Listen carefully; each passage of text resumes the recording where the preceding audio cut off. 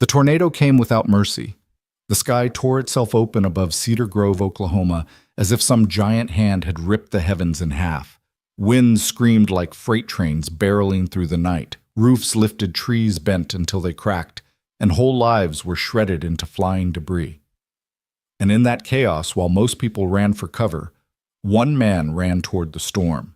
His name was David Miller, a single father with little more than calloused hands, a stubborn heart, and a promise to his daughter that he would never walk away when someone needed him.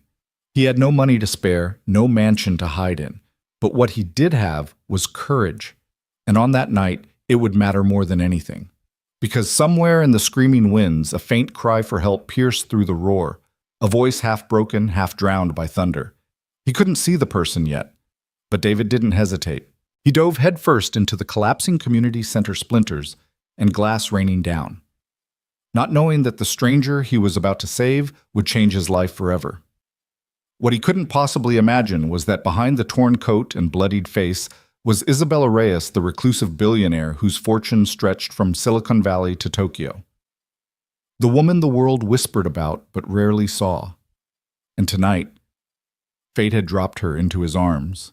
Follow my story to the end and tell me in the comments which city you're watching from. I want to see how far this story travels. David's boots slammed against the soaked pavement as he sprinted. The sirens howled above him, shrill and insistent, demanding that everyone get underground. But his mind wasn't on himself. It was on the sound, that desperate cry. "Hold on!" he shouted into the storm, though he knew the person couldn't hear him. His voice was snatched by the wind, shredded before it could travel more than a few feet. He pushed harder, lungs burning until he reached the crumbling facade of the old community center. Its walls groaned like an animal in pain. Windows exploded outward, shards scattering across the parking lot. He ducked instinctively, covering his head with his arm, and then forced himself through the double doors that banged wildly on broken hinges. Inside was a nightmare. The air was thick with dust insulation, the acrid scent of burning wires. Emergency lights flickered weakly, painting everything in sickly yellow glows. Pieces of ceiling tiles rained down. Somewhere a baby cried. Somewhere else, a man coughed violently. But David's ears locked onto that other voice, the one that had cut straight through the storm. He followed it. Past a fallen beam, past a shattered vending machine spilling candy bars like broken teeth, past a line of terrified families rushing for the basement stairs. "Sir, don't!" Someone grabbed at his sleeve, a woman holding two children close. "It's coming down." "You'll get killed in there," David shook his head, pulling free. "If somebody's still in here, I'm not leaving them," he said. His voice was rough but steady, and then he saw her. She was stumbling near the entrance hall, trying to fight her way in, even as others fled. Her dark coat was ripped down one sleeve, her face streaked with blood from a cut along her temple. Her hair whipped around her like tangled silk, and her eyes, sharp even through fear, locked on him. The ceiling above her cracked with a sickening groan. "Move!" David bellowed and lunged. He tackled her just as the support beam gave way. Wood and plaster crashed where she had been standing, shattering the tiled floor. He rolled with her behind a concrete pillar, shielding her body with his own. Debris pelted his back. Something sharp sliced through his shirt, cutting into skin. He clenched his teeth, refusing to cry out. The woman gasped against him, trembling. You saved—" "Not done yet." He interrupted, his voice a growl against the storm's fury. He lifted his head, eyes scanning. The basement. They needed to get to the basement. The whole building groaned like it was ready to collapse, but the concrete support walls might hold. He pulled her to her feet, gripping her wrist firmly. "This way," he ordered. She didn't argue. Her heels slipped on the wet floor as he guided her, half dragging, half supporting through the chaos. Around them, terrified townsfolk poured toward the stairwell. Children screamed. Someone shouted prayers. A piece of roofing sheet metal whipped past, narrowly missing them both. She stumbled again, her knees buckling, but David caught her under the arm, steadying her. "Stay with me," he said, softer this time. His voice carried a steadiness she clung to. Her eyes flicked up at him. For just a second, through all the fear, he looked less like a stranger and more like an anchor. They pushed forward. The basement door loomed ahead, a heavy steel frame, battered but still intact. David shoved it open with his shoulder, urging her inside first. They stumbled down into the dimly lit shelter where dozens of neighbors huddled together. Dust coated their faces, their eyes wide with fear. Mothers clutched their children. Old men leaned against walls, whispering prayers. The moment David stepped in, the storm above roared louder, as if furious at losing two more lives. The whole basement vibrated with the violence outside. The woman he had pulled from the wreckage leaned against the wall, catching her breath, blood matting her hair. David looked at her closely now. Expensive coat, designer shoes scuffed but still unmistakable. A face he thought he'd seen somewhere before on a magazine cover, maybe in the news. She caught him staring. Her lips parted as if to speak, but the ceiling shook again. Concrete dust rained down. The children shrieked, and without thinking, David reached for her hand. She gripped it, tight, like someone drowning clinging to a rope. And in that dark, trembling basement surrounded by the storm's wrath, neither of them realized how that single touch would alter the rest of their lives. The morning light filtered through what was left of the clouds, casting a pale, bruised glow across Cedar Grove. The tornado had passed, but the town still trembled in its wake. Sirens wailed faintly in the distance. Neighbors stumbled from shelters, dazed, clutching one another. In the Miller household, what remained of it, the smell of burnt coffee lingered faintly in the air. The roof was half-gone, shingles scattered like broken feathers across the yard, but somehow the kitchen still stood. And in that kitchen, with his sleeves rolled up and his jaw set tight, David Miller was flipping pancakes. He stood at the stove, shoulders tense, spatula in hand. The cast-iron pan hissed softly, one of the few sounds that felt normal. The edges of the pancake darkened faster than he meant them to. His hand trembled slightly, and he gripped the handle tighter, steadying himself. At the table, a handmade card leaned against the sugar bowl. Its crooked rainbow letters read, "World's Best Dad." The marker had bled a little on the paper, but the colors still shone. It had been a gift from his daughter 2 years ago, and he refused to move it. Every morning, that card stood guard like a small, stubborn flag of hope. "Dad," a voice broke through the silence. He turned. Emily, 13 years old, sat cross-legged on a chair, tying her shoelaces with deliberate focus. Her sneakers were scuffed, the laces uneven, but her eyes, her mother's eyes, were sharp. Too sharp for a girl her age. "You're burning it again." David glanced down. Sure enough, the pancake's edge had gone black. He flipped it quickly, wincing at himself. "Just adding a little character, kiddo," he said with a half smile, sliding it onto a chipped plate. "Gives it some crunch." Emily rolled her eyes, but couldn't quite hide the curve of a smile tugging at her lips. She reached for the syrup, then hesitated. "Dad, did you sign my field trip permission slip?" David froze for half a second. The bills stacked on the counter caught his eye, electric gas mortgage. Each envelope like a stone pressing down on him. The field trip cost $35. $35. Not a fortune. But in their house lately, $35 might as well have been a mountain. He forced a smile. "Already signed. It's in my wallet." It wasn't. Not yet. But he'd figure it out. He always figured it out. Emily studied his face for a long moment, then nodded slowly. She wasn't fooled, not completely, but she didn't push. The radio on the windowsill crackled to life with the morning forecast. Static, then the clipped voice of a meteorologist, unseasonably warm air, potential for severe weather development. David's grip tightened around his coffee mug. Spring in Oklahoma always carried that edge. A restlessness in the air like the earth itself holding its breath. "You think we'll get a big one this year?" Emily asked, her fork poised midair. David's chest ached. Her question was casual, but he knew what she meant. Tornado Alley kids were raised on the language of storms. They didn't fear them the way outsiders did. They respected them, lived with them, expected them. "Mother Nature keeps her own counsel," he said, echoing words his father used to say. "But we're ready if she decides to visit." Emily gave a little nod. Their storm cellar was stocked always. He might let bills pile up, let the roof leak, let his boots wear thin, but that cellar? That was sacred.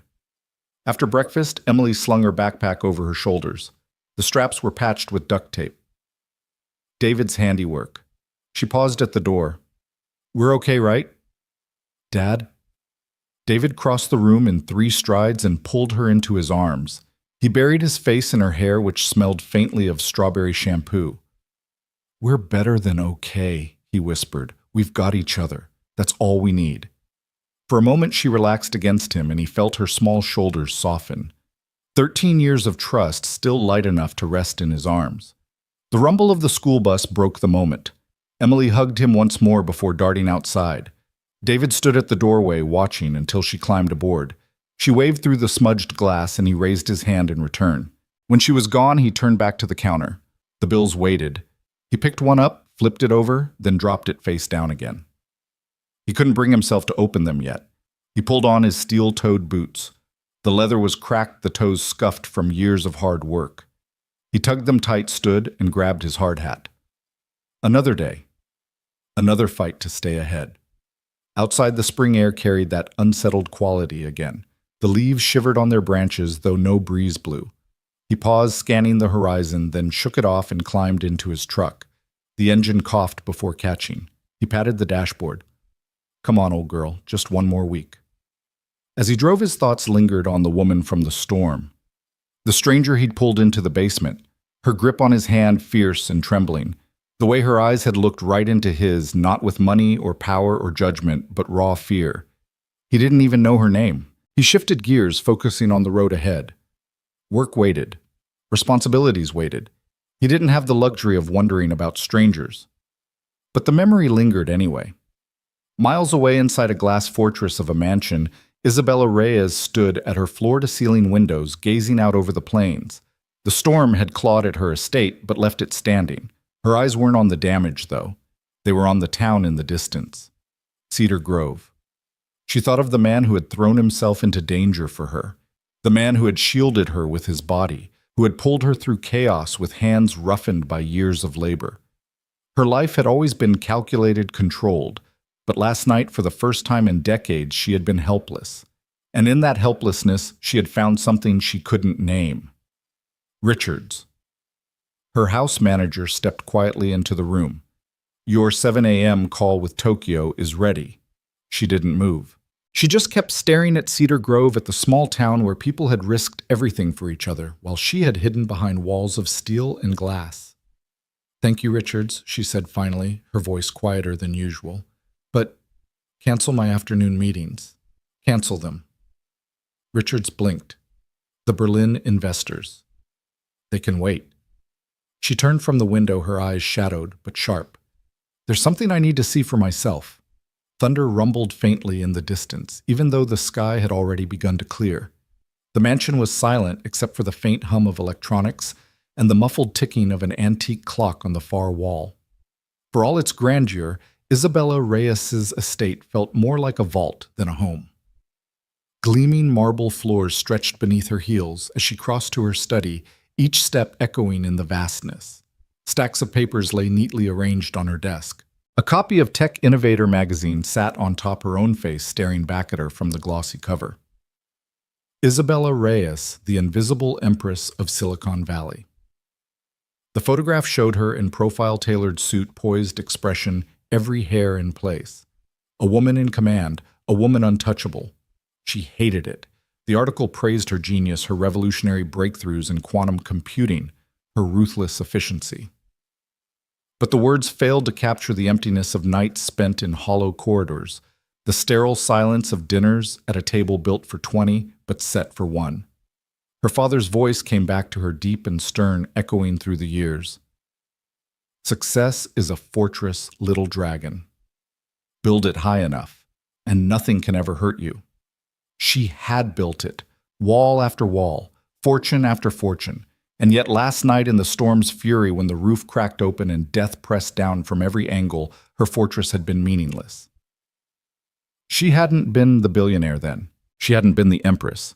She'd just been a woman, frightened and bleeding, clinging to the hand of a man who didn't even know her name. She closed her eyes, remembering the strength of his grip. Solid, grounding, alive. Her intercom buzzed. Miss Reyes Richards' voice composed as always. The property acquisition in Cedar Grove, our latest offer, was refused. The owners cite family history and community ties. They won't sell, not even at double market value. Isabella's lips pressed into a thin line. Increase the offer, she said automatically, her tone clipped, rehearsed. Of course. A pause, then more carefully. Unless you'd prefer to meet with them personally. Her eyes flicked toward the window again, toward the distant town still scarred by the tornado. She thought of the families she had seen huddled in the basement, faces etched with dust and fear, yet bound together in solidarity. She thought of that man David taking command, directing neighbors, shielding strangers. No, she said after a beat. Personal involvement complicates business decisions. Increase the offer. Yes, Miss Reyes? The intercom clicked off. She leaned back in her chair, staring at the unopened local newspaper on the corner of her desk. She rarely glanced at such things. Yet the headline caught her eye: Cedar Grove Community Center faces closure. Below it, a faded photo of children playing basketball in a peeling gymnasium. Their sneakers squeaked on warped floors. Their laughter rose despite the broken scoreboard hanging by a wire. Isabella reached for the paper. Her fingertips lingered on the image longer than she intended. For a fleeting moment, her chest tightened, a whisper of something unfamiliar. Regret longing. Richard, she called softly into the intercom again. Yes, Miss Reyes. Get me everything on that community center. Budgets, attendance, structural reports. He hesitated. Will this affect the acquisition strategy? Her fingers traced the children's faces on the newsprint. No, she said. But perhaps we'll explore alternatives. Integration, not demolition. As you wish. She ended the call, standing abruptly. The walls seemed closer now, suffocating. Her father's fortress felt less like protection and more like a cage. She stepped to the window once more. Clouds still gathered on the horizon. Storm season wasn't over yet. A memory returned unbidden: the roar of the tornado, the sting of blood in her eyes, the sensation of David's body shielding hers from falling debris. Her heart gave a strange jolt. For the first time in years, Isabella Reyes canceled her afternoon meetings. She grabbed her keys, ignoring Richard's raised eyebrows. She would drive herself, something she hadn't done in a decade. The Porsche growled to life beneath her hands, the leather wheel cool and strange against her palms. The fortress could wait. She needed to breathe air that wasn't filtered through glass and marble. She needed to see Cedar Grove not as a property, not as a line on a balance sheet, but as a place where people lived and bled and rebuilt. Meanwhile, across town, David Miller's lunch break found him in the cab of his dented pickup. The construction site hummed in the background. Nail guns, hammers, voices shouting instructions. But his focus wasn't on the job. On his lap lay an old leather photo album. The cover was cracked, the binding worn, but inside was his family's history. He flipped to a page. There was Sarah, his late wife, smiling down at baby Emily fresh from the delivery room. Light from the hospital window bathed them both in gold. His throat tightened. He could almost hear Sarah's laugh, that lilting sound that had once filled their little house with warmth. He could almost feel the weight of Emily as a newborn, tiny and fragile, in his arms. The next page showed storms past. Tornado damage from 1985. Black and white photos of their family home rebuilt after the Great Storm of '62. His father had glued each one in carefully, his handwriting looping beneath them. We endure. We rebuild. David closed the album, gently tucking it into the glove box. He ran a hand over the worn dashboard, grounding himself in the present. Mark, no. David, a voice called. He looked up to see his coworker Tom, face pale, pointing toward the radio on the workbench. The broadcast crackled with urgency. Severe thunderstorm watch issued for multiple counties. Strong supercell development expected by late afternoon. Residents advised to prepare storm shelters. David's stomach dropped. He straightened. All right, everyone, he called, raising his voice over the clamor. Button everything down. Nobody leaves until every loose board is secured. Move. The crew jumped to action. They'd done this before. Tornado Alley men learned to move fast when the sky began to shift. His phone buzzed. A text. Dad, they're keeping us late at school because of the weather. Ms. Rodriguez says it's safer here than on the buses. David exhaled, tension easing slightly. Smart lady, he typed back. Stay put, sweetheart. I'll come get you when it's clear. He added a heart emoji. Emily had insisted he learn them. As he hit send, the wind picked up across the field. Dust swirled. The sky, bright just an hour ago, darkened into a sickly green. David's jaw clenched.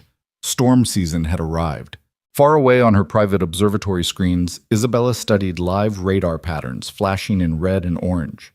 The storm was growing faster than expected. She pressed a button. "Full emergency protocols now," Miss Reyes Richards cautioned. "The estate can withstand a Category 5. There's no need." "Do it," she said sharply, then softer.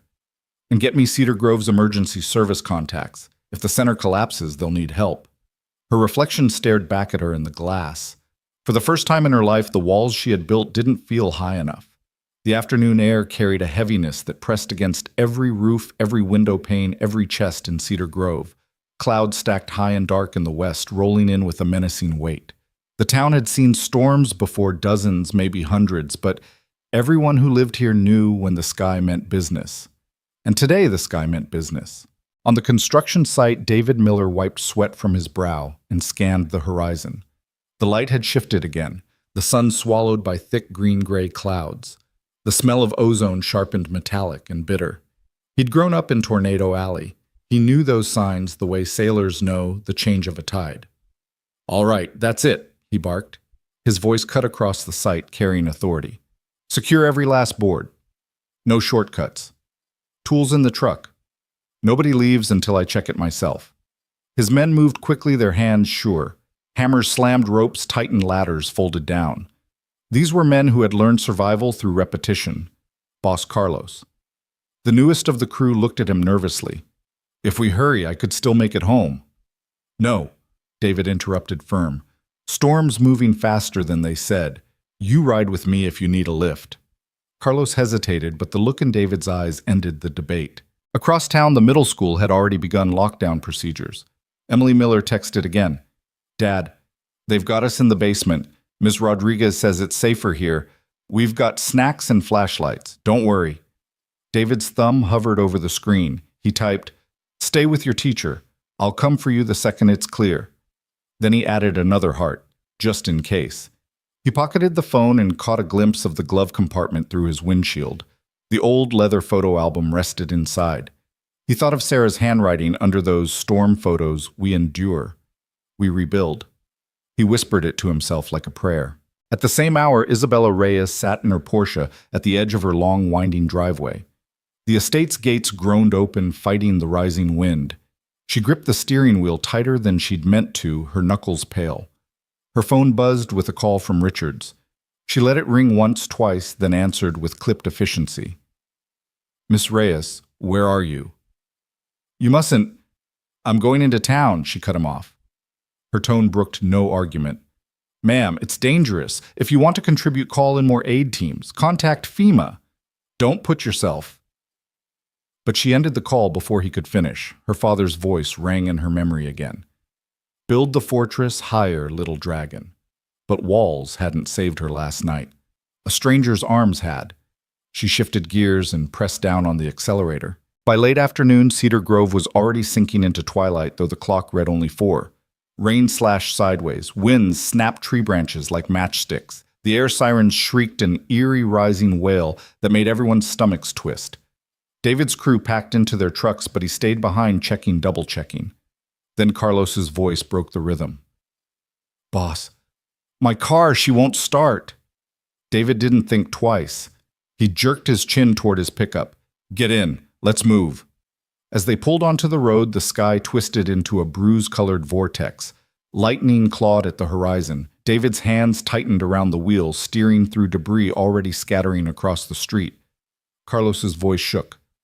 "My house is down that way." Woodframe David cut him off. His tone was steady, commanding. "It won't hold. We're going to the community center. Concrete foundations, basements. That's your best shot." Carlos swallowed hard, then nodded. He knew better than to argue. Inside the community center, volunteers scrambled. Families packed in, children clutching stuffed animals, the elderly leaning heavily on walkers. The building itself groaned under the wind, windows rattling in their frames. The air smelled of fear, sweat dust, the faint copper of blood from someone's split lip. David's truck skidded into the lot just as the first funnel cloud descended from the sky. The sight hit him like a punch, a massive rotating column of black fury, wider than the main street itself. He slammed the gear into park. "Go," he shouted, hauling Carlos by the arm. Together they sprinted through the rain, shoving into the lobby where chaos reigned. Everybody downstairs, David's voice boomed. He pushed, pulled, directed. Years of running crews translated seamlessly into saving lives. Mothers clutched toddlers closer. Teenagers helped guide the elderly. A ceiling tile cracked. Dust rained down. People screamed. David's instincts sharpened. He looked up, scanning for structural weaknesses. Eyes tracking every sound, every fracture. Away from the windows, move, move. And then through the sheets of rain slashing across the entrance, he saw her. A woman stumbling, her expensive coat ripped, her hair plastered to her face, her movement sluggish as if every step cost her. Isabella Reyes. She had made it to Cedar Grove after all, and she was seconds away from being crushed beneath the collapsing roof. "Hold on," David bellowed, already running toward her. The storm roared in his ears, drowning every sound but the thundering of his own pulse. He reached her just as a support beam gave way overhead. Without thinking, he threw himself forward, slamming into her with all his weight, carrying her down to the ground. The beam crashed where she had stood, splintering in two, the floor cracking under the impact. Dust filled the air, choking, blinding. She coughed violently against his chest, clinging to him. "Are you hurt?" he shouted above the storm. She shook her head weakly, eyes wide with terror. He grabbed her hand, firm, unyielding. "Basement. Now!" Her fingers squeezed back. Together they pushed through the chaos, crawling, staggering, fighting against the storm that wanted to rip the building apart, beam by beam. And in that moment, as the world around them splintered, their fates tangled tighter than either of them could know.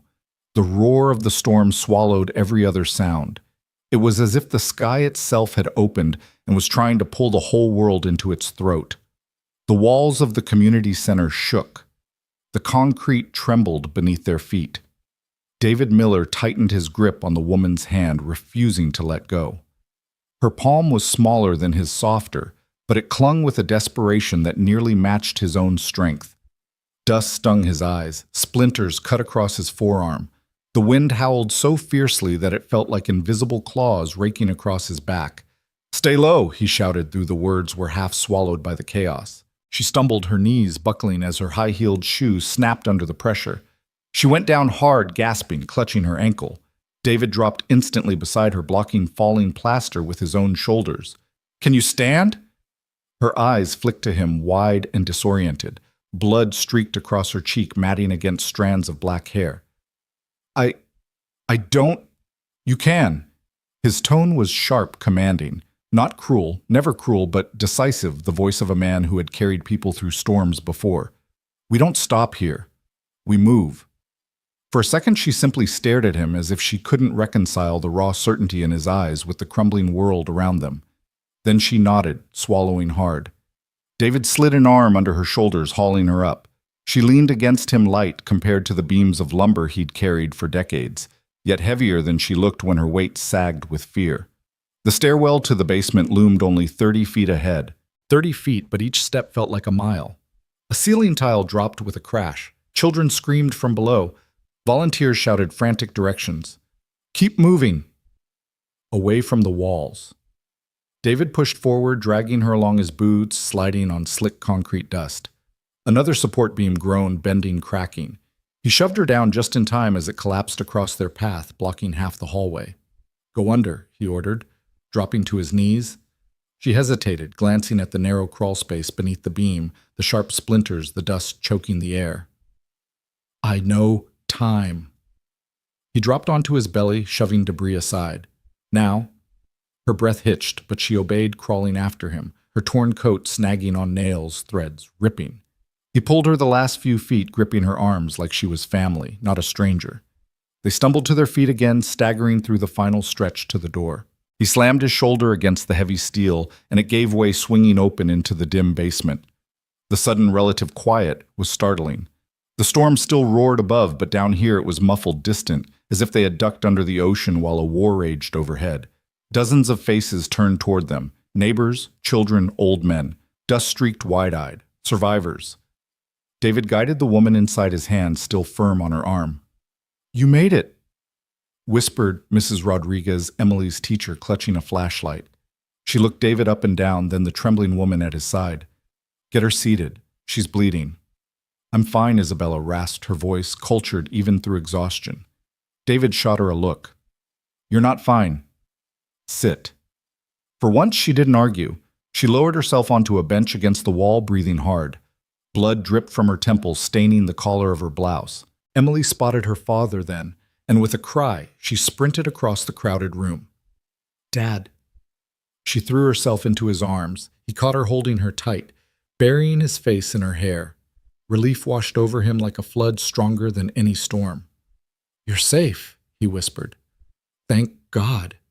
Emily pulled back, her eyes scanning him. You're bleeding. Dad, you're back? It's nothing, he said quickly, though the sting burned deeper now that the adrenaline eased. He pressed a kiss to her forehead. As long as you're okay. She clung to him, then noticed the stranger sitting nearby. Her brow furrowed. Who's she? David hesitated, glancing at the woman. Their eyes met briefly. For a second, the whole room, the whole storm seemed to fade. But before he could answer, the building above them groaned again, louder this time. The walls shuddered. Dust rained from the ceiling. The children whimpered. Everyone stay calm. David's voice rang out. He stepped into the center of the room, commanding without trying. We're in the strongest part of the building. Stick together. We'll ride this out. The woman Isabella watched him. Something unreadable passed across her face. He wasn't in charge because of money or power. He was in charge because people believed him. Because he gave them strength just by standing there, steady as a rock in the storm. And for reasons she couldn't explain, she found herself gripping the hem of her coat tighter, her pulse quickening. The pocket watch in David's pocket ticked steadily against his side. His father's watch. His grandfather's before that. Generations of Millers had survived storms with that watch marking the seconds. But then with a shuddering crack overhead, time seemed to bend. A beam slammed somewhere above. The floor shook, and the watch stopped. 5:47 p.m. The world above them was ripped apart, but in that basement, with his daughter in his arms and a stranger's wide eyes locked on him. David Miller had no idea that the moment would change the course of all their lives. Silence didn't come all at once. It arrived in uneven breaths, like the storm itself was catching its own breath, then losing it again in one last howl. The concrete walls quivered, the lights flickered, and finally the basement settled into a low animal hum. The roar above turned into a long growl, then a far-off rumble, then the hollow patter of rain finding cracks it had never known before. Someone whispered a prayer. Someone else started crying quietly into their sleeve. A flashlight clicked off, then on again, as if its owner didn't trust the dark to stay gone. David didn't move for a few seconds. He stood with his hand still wrapped around the stranger, whose pulse he could feel beating against his palm. He felt the small tremor in her fingers, the way a trembling bird tests its wings after a fall. You all right? He asked softly. Her throat worked before a sound came out. I think so. Good. He breathed out slow and careful. We wait. Let the first rush pass, then we'll help get people out. Her eyes lifted to his. Up close, he could see the shock beginning to recede, leaving intelligence and a wary composure behind. He'd seen that look before in men on job sites, after scaffolds failed, in neighbors after funerals. The body survived first, the mind arrived later. She let go of his hand with a gentle, lingering squeeze. Thank you. He nodded once. Words felt too big and clumsy in a room where so much had nearly ended. Dad Emily's voice threaded through the basement like light through dust. She moved closer again, touching his elbow, checking the tear in his shirt near his shoulder blade. Does it hurt? Only when it rains, he said, forcing a crooked grin. It's raining, she deadpanned. The corners of her mouth fought not to smile. He chuckled, then winced as the movement pulled at the cut. Right. We'll clean it when we get topside. Around them, neighbors were already working. That's what Cedar Grove did, shift from fear to hands, from shock to action. Mr. Wilson, from the market, handed out water bottles. A teenager in a varsity jacket tore bedsheets into bandages. Mrs. Rodriguez moved from child to child, checking scrapes, doling out comfort like a practiced medic. The stranger sat straighter, watching. Her breathing steadied. The polished edges of her life, the kind that made a person easy to recognize on a magazine cover, blurred beneath dust and a cut that had started to clot. But the steadiness was there. The spine. He saw it in the way her gaze cataloged what was needed, who was shivering, who was bleeding, who needed a steady voice more than a bandage. Blankets, David called. Anything warm. A stack materialized from a supply closet. He thrust one toward her. Hold this. She took it without question, moving to a family with a toddler who'd cried herself hoarse. The woman knelt, wrapped the little girl with a care that surprised even herself, and murmured something so soft only the child heard. The child's shoulders eased, her eyelids drooped. The stranger looked up at David over the child's head. The look said, "I can help." "I will." He nodded. The floor thrummed like a living thing beneath his boots, the building registering every gust, every distant crack. Then finally, blessedly, came stillness heavy enough to trust. A volunteer in a yellow vest pressed to the door, listened, then cracked it an inch. No new screaming wind rushed in, just a low rain and the smell of wet dirt and ruptured pine. "Okay," David called, voice steady and audible in the hush. We move slow. First the elderly, then the kids. If the stairs look compromised, we find another route. No pushing. We're all getting out. They rose in segments. The room made a sound he'd never forget, like a choir of chair legs and careful footsteps, a town deciding together to live. He caught the stranger's eye one more time. "You ready?" She nodded. "Yes," then lower so only he heard, "I won't forget." He didn't know what to do with that sentence, so he just said, "Let's go." They climbed. The stairwell smelled of wet concrete, pulverized drywall, the faint metallic ghost of electricity, somewhere it shouldn't be. David took the steps first, testing his weight on each one. Emily followed right behind him, one hand on his jacket. The stranger came next, a palm on the rail, her breath slow and even. The door at the top groaned open. They stepped into a different town. The lobby they'd run through hours or minutes ago looked like a picture ripped in half. One wall gaped open to the outside. The floor wore a skin of glittering glass dust. A stop sign had speared itself through a notice board filled with flyers for pancake breakfasts and Little League tryouts and lost cats named Peanut. Outside, cedar branches lay like the bodies of felled soldiers. Streetlights leaned at drunk angles. The sky had the dazed look of someone who'd cried too hard for too long, all color rinsed out. People emerged in twos and threes. A man whispered, "Oh God," like he'd never used the words before. A woman covered her mouth with both hands, seeing her front porch 3 blocks away. Sirens Dopplered past toward someone else's worst moment. David took stock. His brain did what it always did, measure, assess, list. Who needed ambulances right now? Who needed a ride? Where a tarp would save a living room, where a chainsaw would save a roof. Then Emily's fingers squeezed his sleeve. "Dad." He followed her gaze. The stranger had stepped into what remained of the vestibule. The wind fingered her torn coat. She turned a slow circle, taking in the damage, the faces, the ruin. Then she reached into her pocket and pulled out nothing useful. No one item could undo this. The gesture alone told him what she wished she had, a tool that could right a whole town. "Ma'am?" A firefighter approached, radio clipped to his shoulder, ash streaking his cheek. "You hurt?" "I'm okay," she said. "Others need you more." The firefighter nodded once. "Thanks for not making me waste seconds," and moved on. David felt Emily lean into him. Will we have a house?" He swallowed. The answer that wanted to come out was a long, helpless, "I don't know." He reached into his pocket instead and found the familiar cold circle. The pocket watch. It was still. 5:47 p.m., frozen, but solid. "We have this," he said. "We have us. Houses can be rebuilt." He forced a small smile he wanted her to believe. "We endure. We rebuild." She repeated it, her voice a fragile echo. "We endure. We rebuild." The stranger watched them. He didn't know why the sight of a father and daughter clinging to a sentence could make his throat hurt more than any debris had. But it did. David Mrs. Rodriguez called, "Breaking the moment we've set up triage under the overhang. I need strong backs and calm voices." "On it," he said. He turned to the stranger, an impulse he didn't examine guiding him. "You good to help?" "Yes." She didn't ask for instructions, she asked for work. "Tell me where." "Blankets, water, a list of anyone who needs meds. Start there." She moved. People who didn't know her name took water from her hand and didn't care about pedigree or portfolio. Children let her check their foreheads for fever.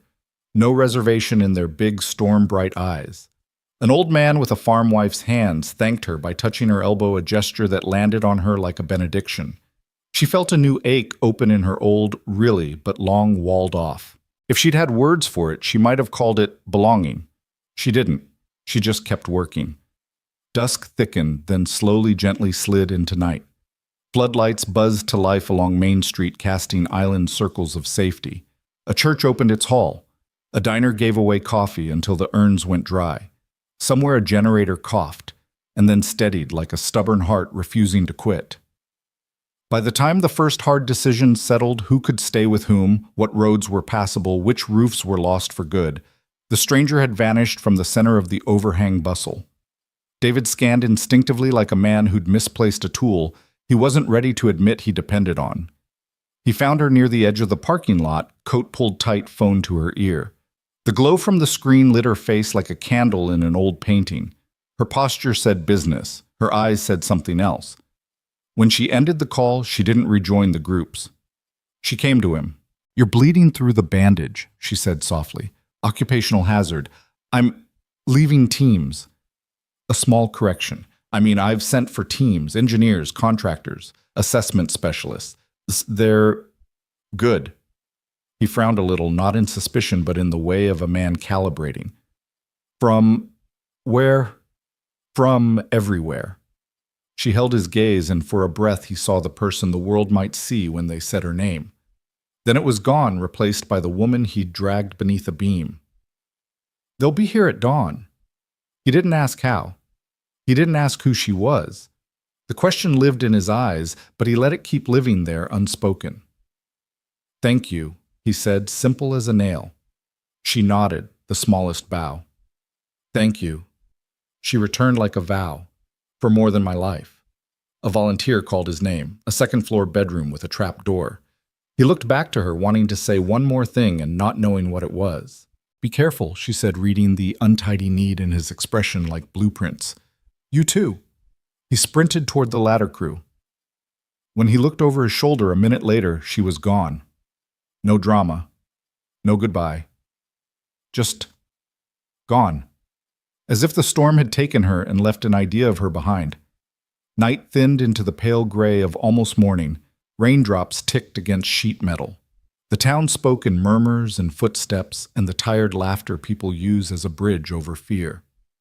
At 4:32 a.m., Emily fell asleep sitting up her head on David's shoulder, her hand inside his jacket pocket, fingers curled around the cold shell of the pocket watch, like it could keep time safe. He brushed damp hair from her forehead, memorizing the weight of her. He knew what had to happen next. She needed stability he couldn't guarantee by sunset. He needed both hands free to rebuild what could be rebuilt. So an aunt in Oklahoma City, a spare room, a week, maybe 2. The thought cut him, but he sharpened himself against it. By dawn, the rain eased to a mist. A convoy of pickup trucks rumbled in with lumber and bottled water. A bus from a church 30 miles away hissed to a stop and exhaled volunteers in windbreakers. A National Guard Humvee rolled through the intersection tires, pushing aside last night's branches with patient authority. David stood, bones aching, eyes sanded by no sleep, and watched the light find the faces of the people he loved. The town looked older this morning, lined, bruised, but upright. He felt the absence of the woman like an unfinished sentence. Carlos clapped his shoulder. "Boss, we're forming teams." "Yeah," David said, voice scraping into strength. He lifted his chin toward the half-collapsed community center. "Start there." He didn't see the black SUVs yet. He didn't see the hard hats with logos he didn't recognize or the engineers stepping down with tablets already pinging with plans. He didn't see the woman clean bandage on her temples, stepping out to face a town as something more than a mystery. That would come. For now, he put his hands to work. For now, Cedar Grove drew its first steady breath, and somewhere beyond the edge of sight, the future rolled closer on quiet tires. Dawn crept slow and thin over Cedar Grove, painting the wreckage in a pale golden light that softened nothing. Roofs sagged. Trees lay twisted like broken matchsticks. The smell of splintered pine and wet earth clung to the air, mingled with the faint tang of gasoline from overturned trucks. David Miller stood in what had once been his front yard boots, sinking into the mud. His house, his and Emily's safe place, was half gone. A roof ripped clean away. Walls crumbled. His daughter's drawings scattered like confetti, plastered wet against the fence. His hand clenched tighter around the useless house key he still carried, turning it over and over in his palm. It felt heavier than steel, heavier than grief. Emily was gone for the moment. He'd sent her with her aunt to Oklahoma City at first light. She hadn't wanted to leave. She'd clutched her backpack of treasures, her old field trip permission slip, her card that read, "World's best dad like life preservers." But he'd insisted. She needed safety. He needed both hands free to fight for their survival. Now, with her absence pressing against him like a missing heartbeat, he turned toward the sound of boots on gravel. Dave. Carlos trudged up the path, his own eyes hollow from no sleep. His house hadn't fared better, leveled, gone, but his voice held a strange steadiness as he said, "You saved my life, man. My house is gone, but I'm still here, because of you." David shook his head. "I just drove. You listened." Carlos gripped his shoulder. "Don't sell yourself short." David wanted to argue, but then down the block an engine rumbled that didn't belong. A convoy of black SUVs rolled in, followed by construction vehicles bearing sleek logos no one in Cedar Grove had ever seen. The sight froze everyone. Volunteers paused mid-shovel. Neighbors stopped stacking broken boards. It looked like the storm had sent in another kind of force. SUV doors opened. Men in suits stepped out, their tablets glowing with blueprints and maps. Behind them, workers in fresh hard hats unloaded equipment with precise efficiency. And then she appeared. The woman from the storm. The stranger he'd shielded with his body. Only she didn't look like a stranger anymore. Her torn coat had been replaced by a tailored jacket. Her temple was neatly bandaged.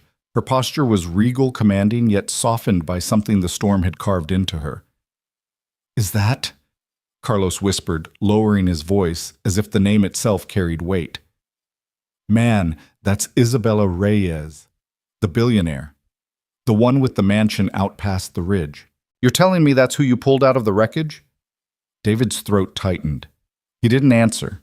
He just watched her as she moved among the workers, her voice calm but firm, pointing out where structures needed reinforcement, where the ground had shifted.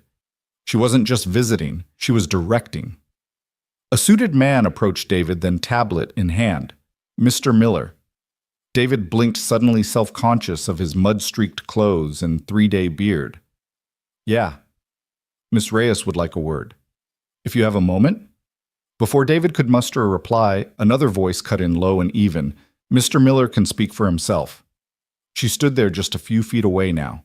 The chaos of the sight seemed to mute around her. Though she carried the same air of command as the night before, there was something else in her tone, a flicker of the woman who had clung to his hand in the basement. She extended her hand toward him. "I believe I owe you my life," she said simply, "and I'd like to discuss how I might repay that debt." David hesitated, staring at her hand. His instincts warred the part of him that distrusted wealth, and the part of him that remembered her fear, raw and human. He took her hand. Her grip was firm.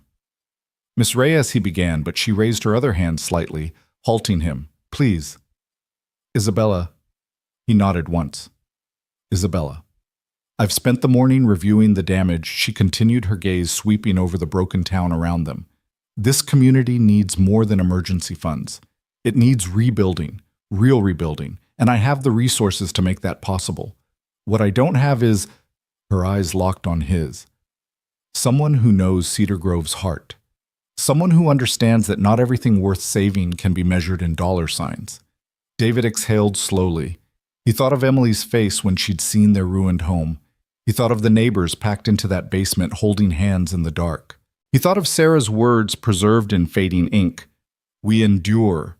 We rebuild." He looked back at Isabella. "You're offering help." Her eyes softened just slightly. "I'm offering a partnership, if you'll have it." Behind them, workers were already fanning out, assessing organizing. The town buzzed with cautious energy, half disbelief, half hope. The useless key in David's pocket seemed to grow heavier still.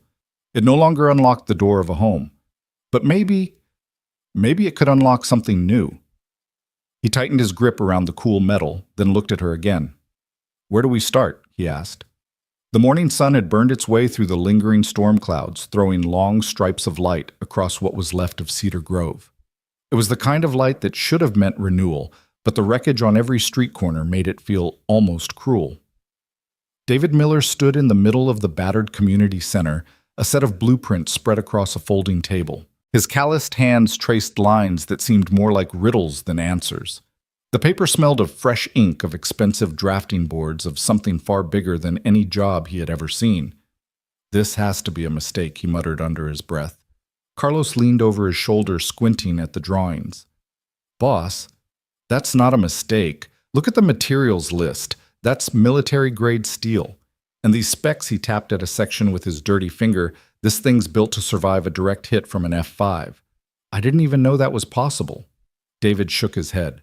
"Somebody must have sent the wrong package. These aren't for us." But then his eyes caught the letter clipped to the corner of the plans.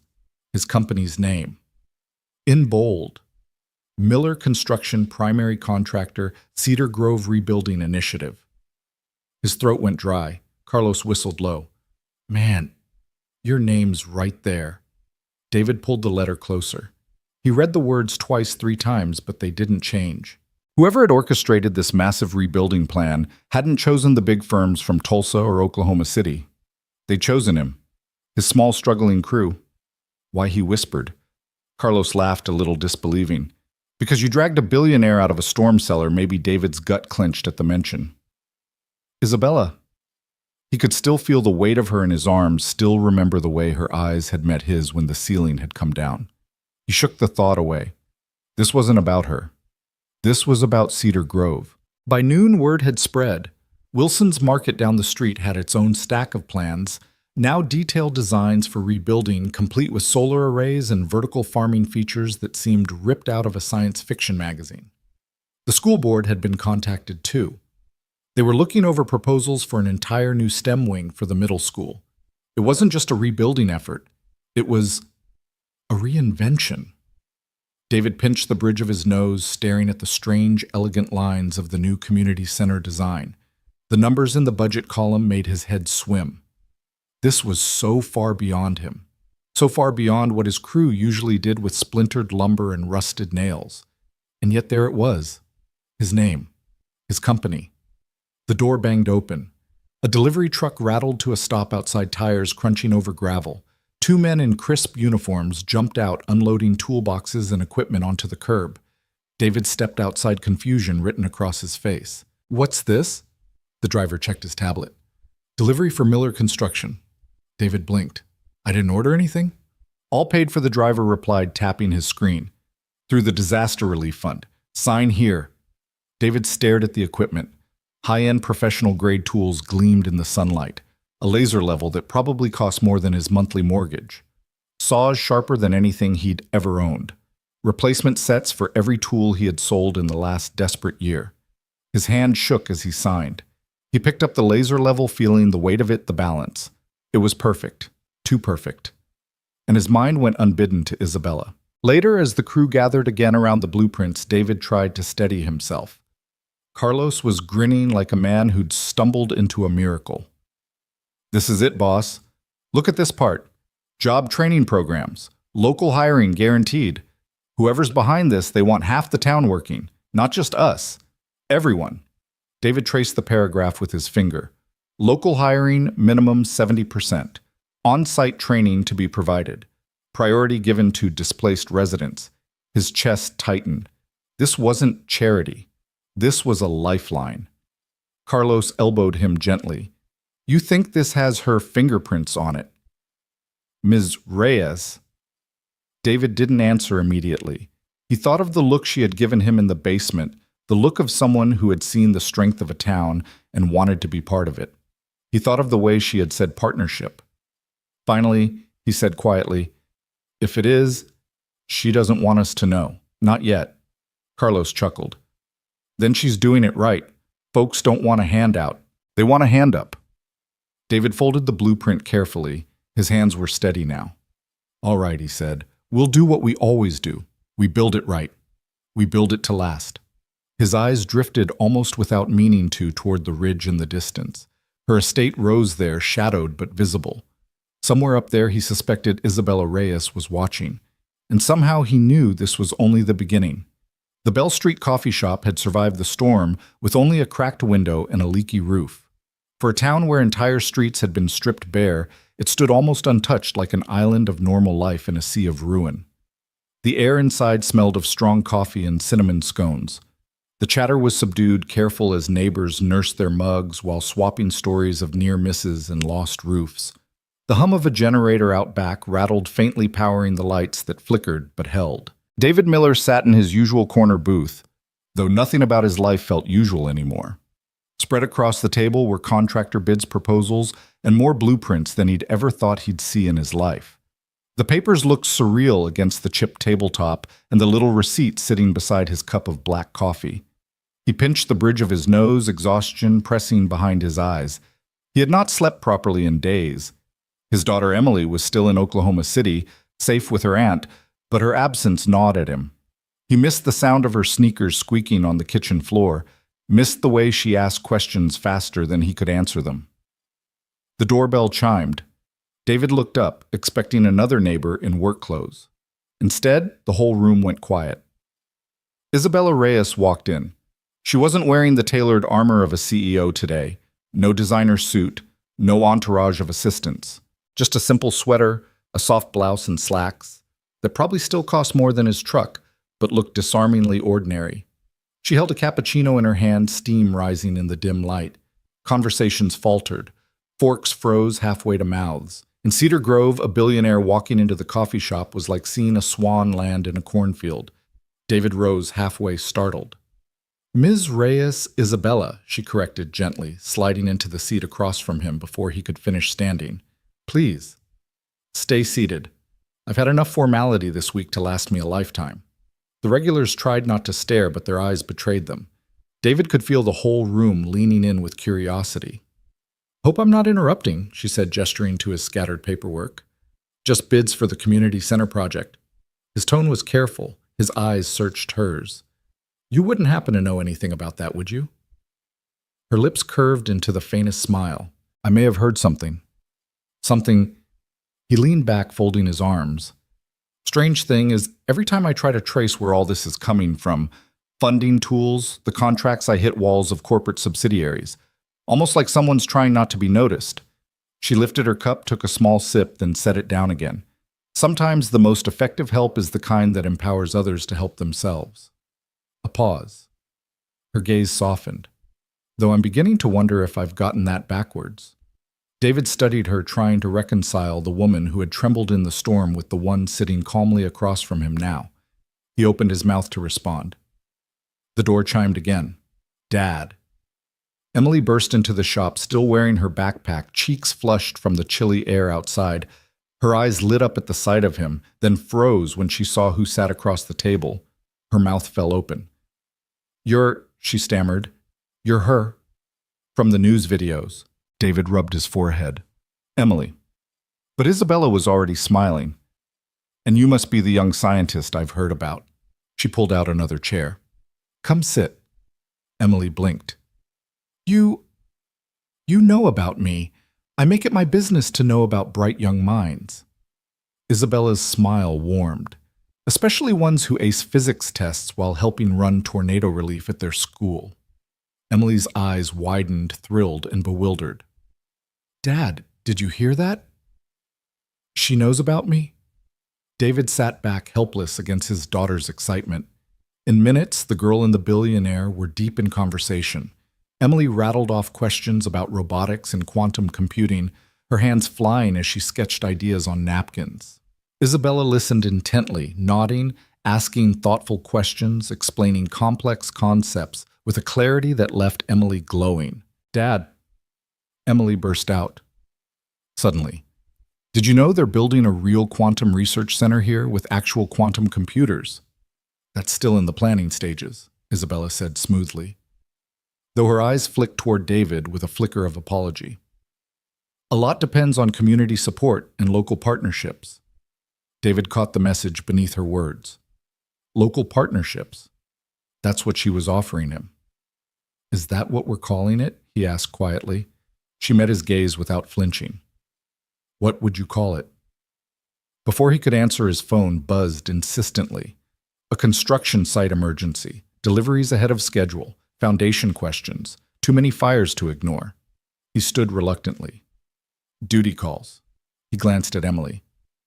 You'll come home for dinner, right? Emily looked at him with pleading eyes. Dad, please, can I stay with her? Just for the afternoon? She said she could show me quantum simulations, real ones. David hesitated.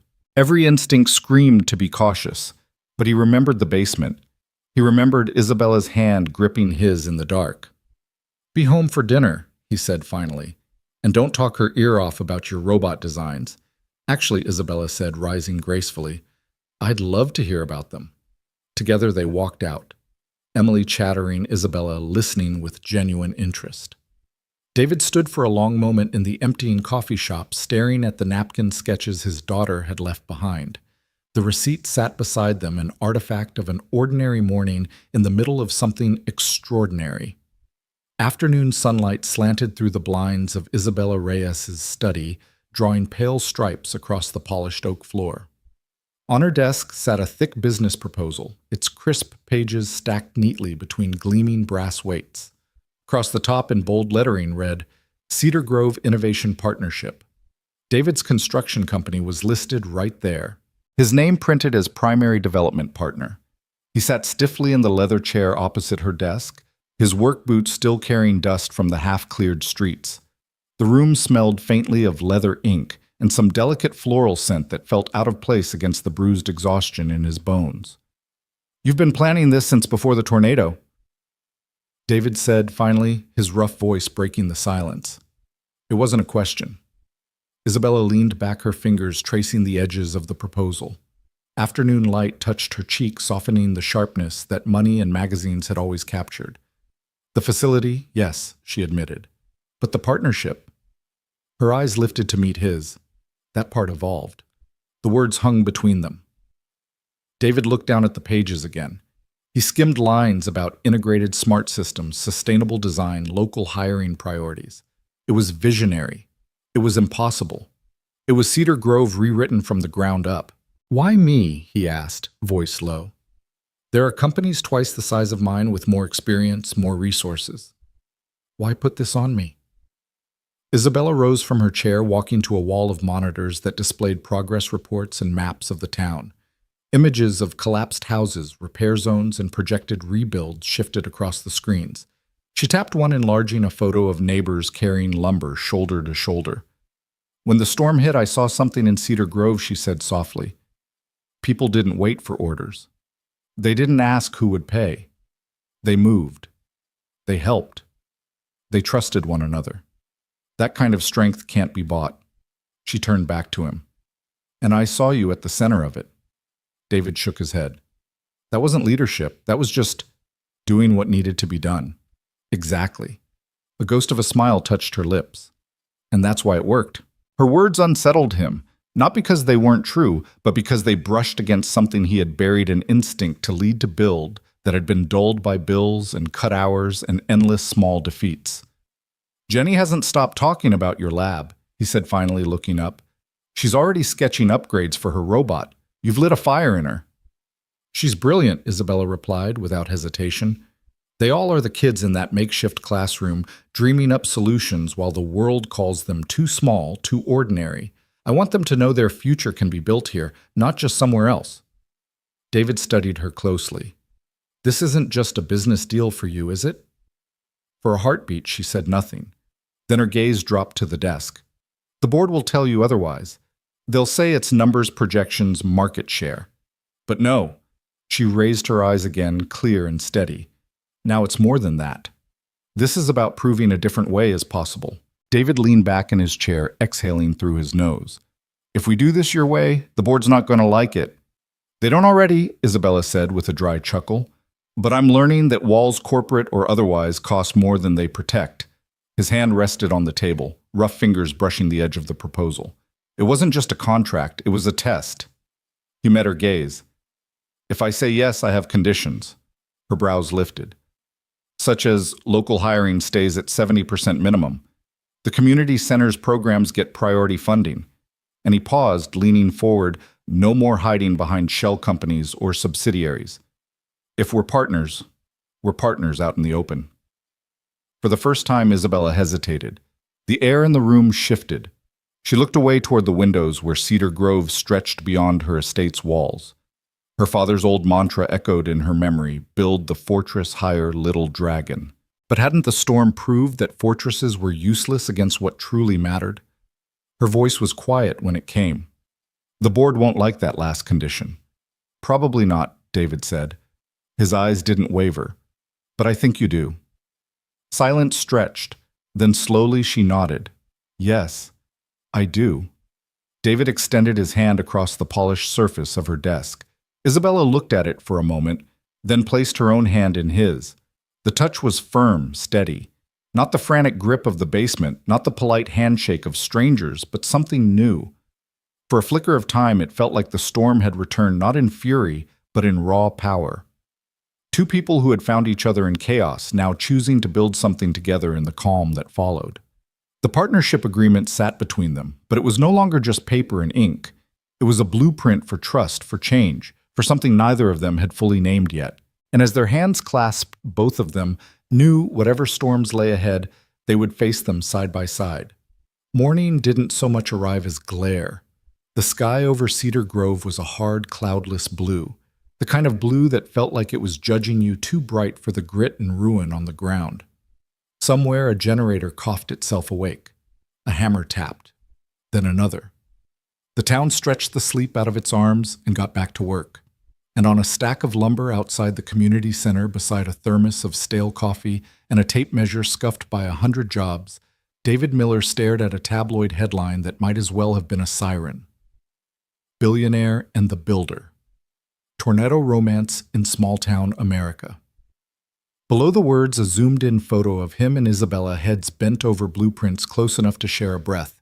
In the picture, her mouth was parted like she was about to say something intimate. His hand hovered over hers, almost touching. The camera had caught that in-between space and made it look like a confession. David's jaw tightened. Sweat ran down his spine, even though the morning wasn't hot yet. He had spent his adult life trying to be invisible to people who wrote headlines.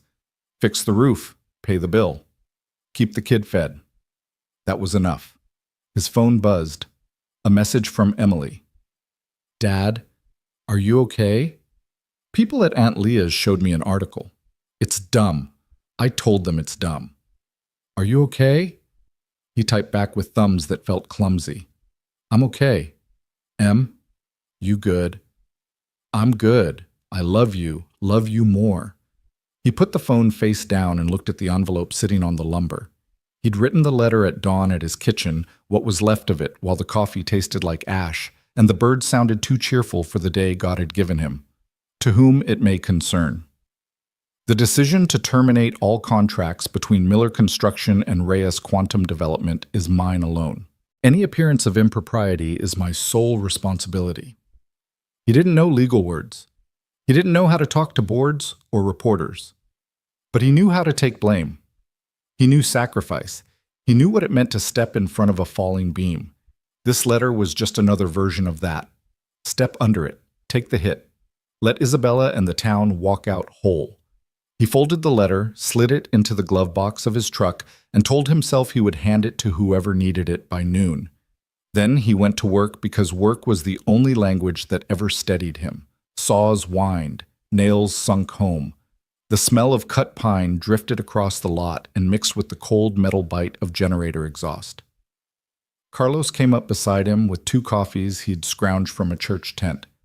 You seen this? Carlos asked, lifting the paper like something that might stain your hands. I've seen it. Carlos shifted awkward. My cousin texted from Dallas. Says it's everywhere. Twitter TV. My aunt thinks you're famous now.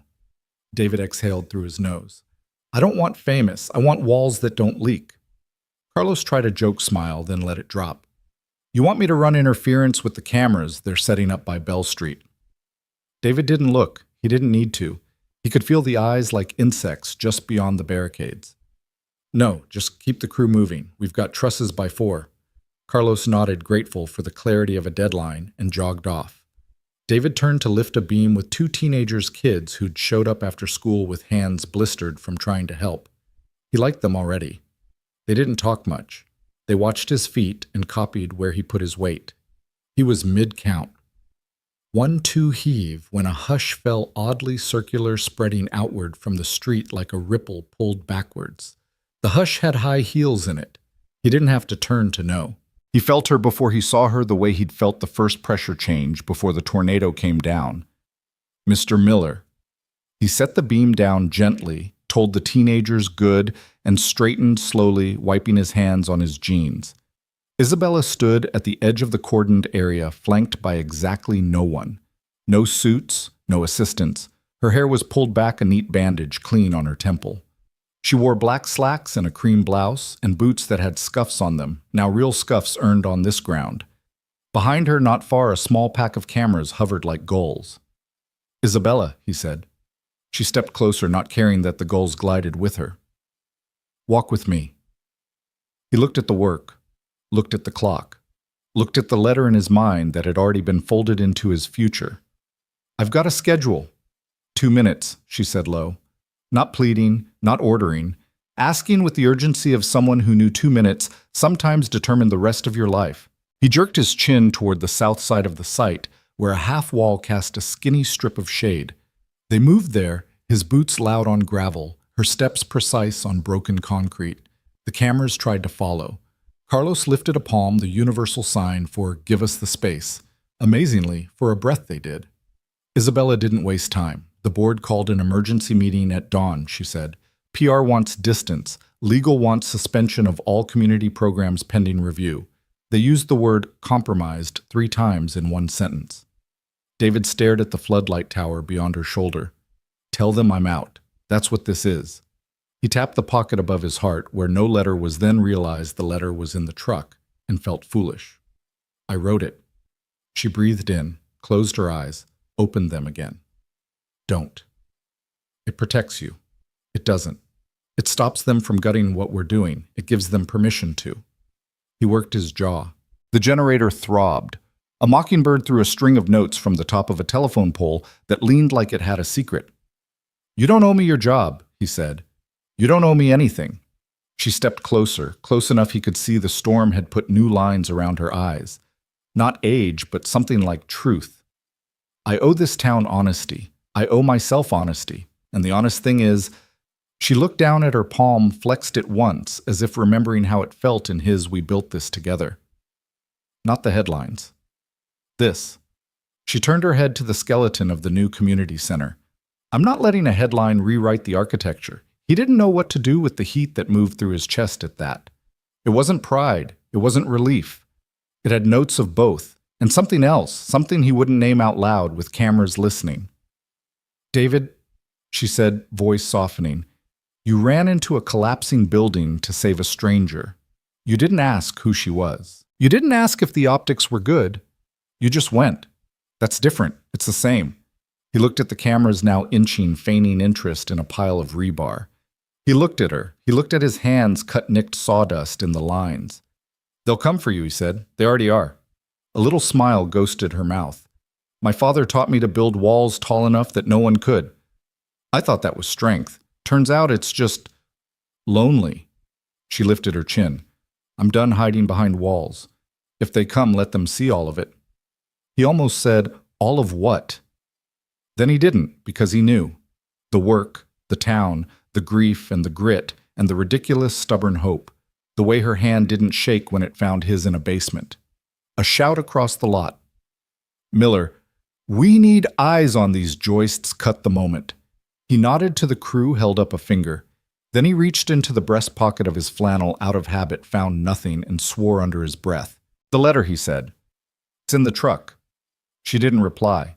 She walked past him, walked to his truck like it was her own, popped the passenger door with a tug that said she'd done harder things than break an American latch. Pulled the glove box open, found the envelope. She came back with it pinched between two fingers like something that might bite if coddled, and held it up where he and the cameras could see it. Isabella. She tore it in half. The sound was small, paper on air, but it cut through the sight like a clean bevel. She tore the halves again. And again. 4 white leaves, then 8, then confetti. The breeze took a few pieces and stuck them to a muddy tire. One snagged on his boot. Behind them a wave of shutter clicks. A ripple of whispers. "What are you doing?" he asked, even though the answer was obvious. "Protecting what matters," she said. "Not optics, not titles. The work." He stared at her. "You're going to war with your board because a small-town contractor wrote conditions on a deal. People like me never get—" "I'm going to war with my board," she said, "because I've spent my career building things that cut people out. Cedar Grove cuts people in. It's the first thing I've built that feels human." She swallowed once. "And because I'm tired of being brave in private and careful in public." He didn't realize he'd stepped closer until he felt the warmth of her shoulder, just this side of close enough to be a mistake. He remembered the weight of a beam, the weight of a little girl asleep against him, the weight of a town that needed more than a contractor could give. He measured himself against all that weight and said, "Okay." Her eyes softened. "Okay, we fight," he said. "We don't hide." He scooped a torn square of his own letter off his boot and flicked it into a trash bucket. "But we don't fight with statements. We fight with proof." She smiled. It wasn't the boardroom smile. It wasn't the magazine cover. It was human, a little crooked, like a window that stuck but still opened. Proof like what? Like a town hall. He gestured toward the rising frame toward Main Street, toward the church that had coffee. They watered down to make it stretch. You get your board to Cedar Grove. No slides. No spin. Just people. Mrs. Rodriguez. Wilson from the market. Those kids who've been running cable like pros. My crew. Your engineers. Emily. He cleared his throat. Let them talk. Let them show that this isn't charity. She finished, eyes bright with the click of an idea finding its mate. It's a model. Exactly. She nodded, already taking the next 10 steps in her head. I'll call Harrison, she said. He'll hate it. He'll come anyway. He can't resist a train he thinks might derail. He huffed something like a laugh. Then we lay new track under his feet. David. He looked back. Thank you, she said, for not letting me run to the fortress just because the world shouted. He wanted to say thank you for not letting me disappear just because the world pointed, but the words felt too big in his mouth. So he just lifted his chin. That was his yes.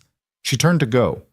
The gull cameras swarmed, then reshaped, sensing the prey was done bleeding for now. Carlos jogged up, eyes wide.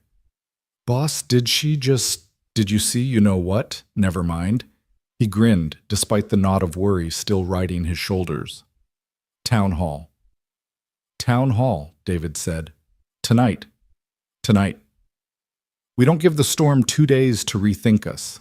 Carlos whooped, clapped him on the back, and peeled off, yelling for bodies, chairs, a microphone that sometimes worked if you hit it twice on the side.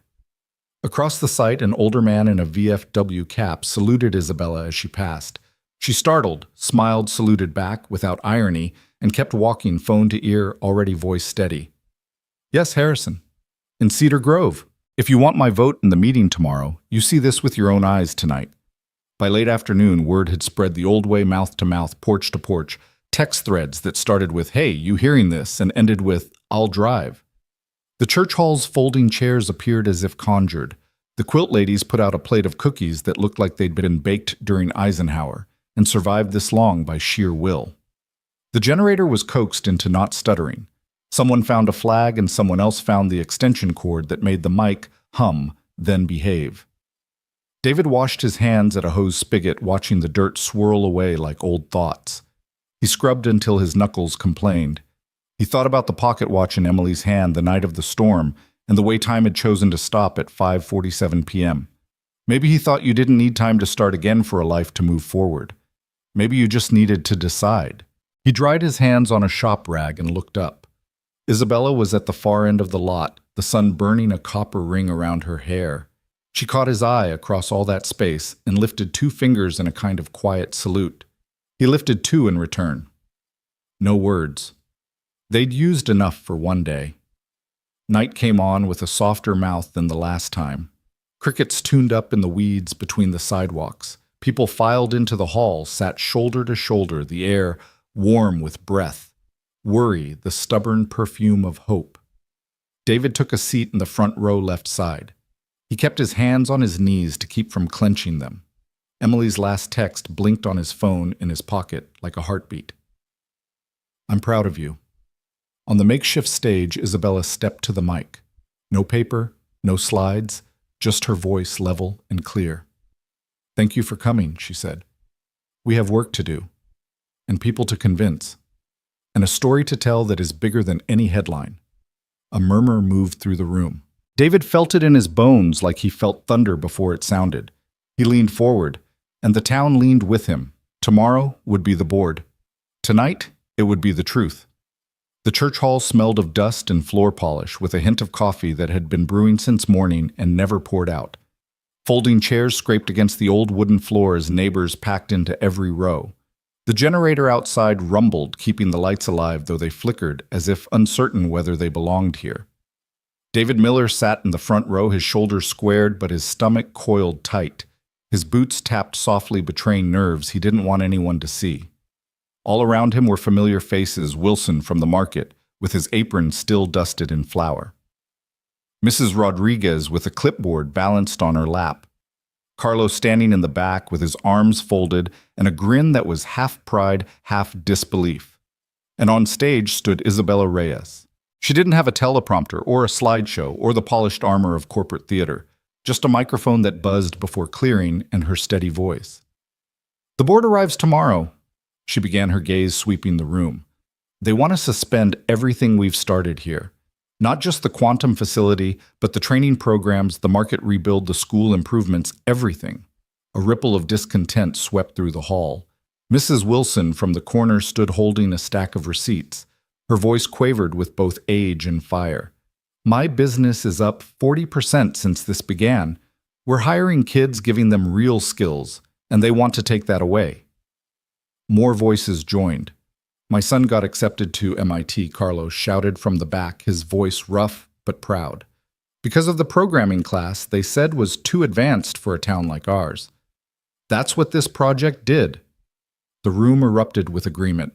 People lifted their hands, their voices carrying stories. Kids excited about physics, elderly quilters whose patterns had turned into algorithms, shop owners seeing growth after years of decline. Then from the middle row, a smaller voice spoke. Emily. She stood chin high, her ponytail trembling with the force of her own determination.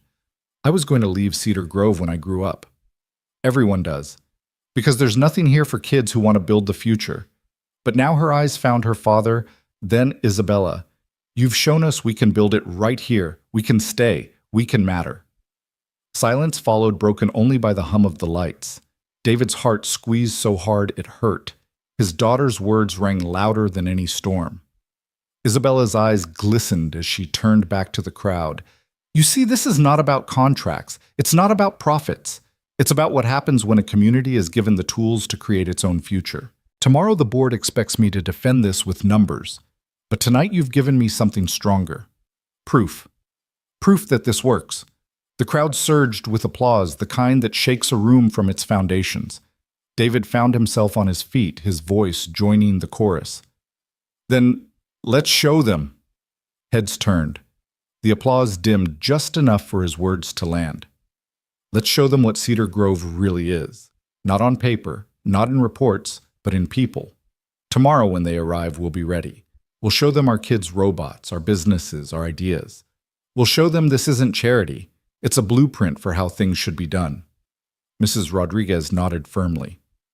Motion to present as a unified community, she declared, her teacher's voice echoing.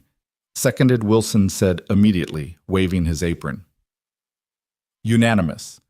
Someone else called, and laughter swept the hall, breaking the tension like sunlight through cloud. David glanced at Isabella.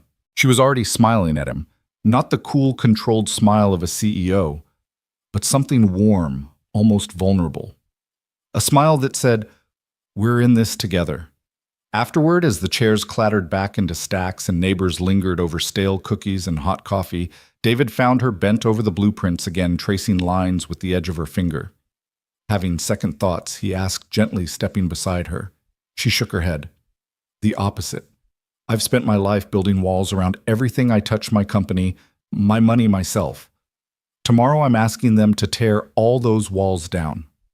She looked up at him with eyes equal parts fear and fire. It terrifies me. David's voice was steady. Then it's worth it. For a moment neither moved.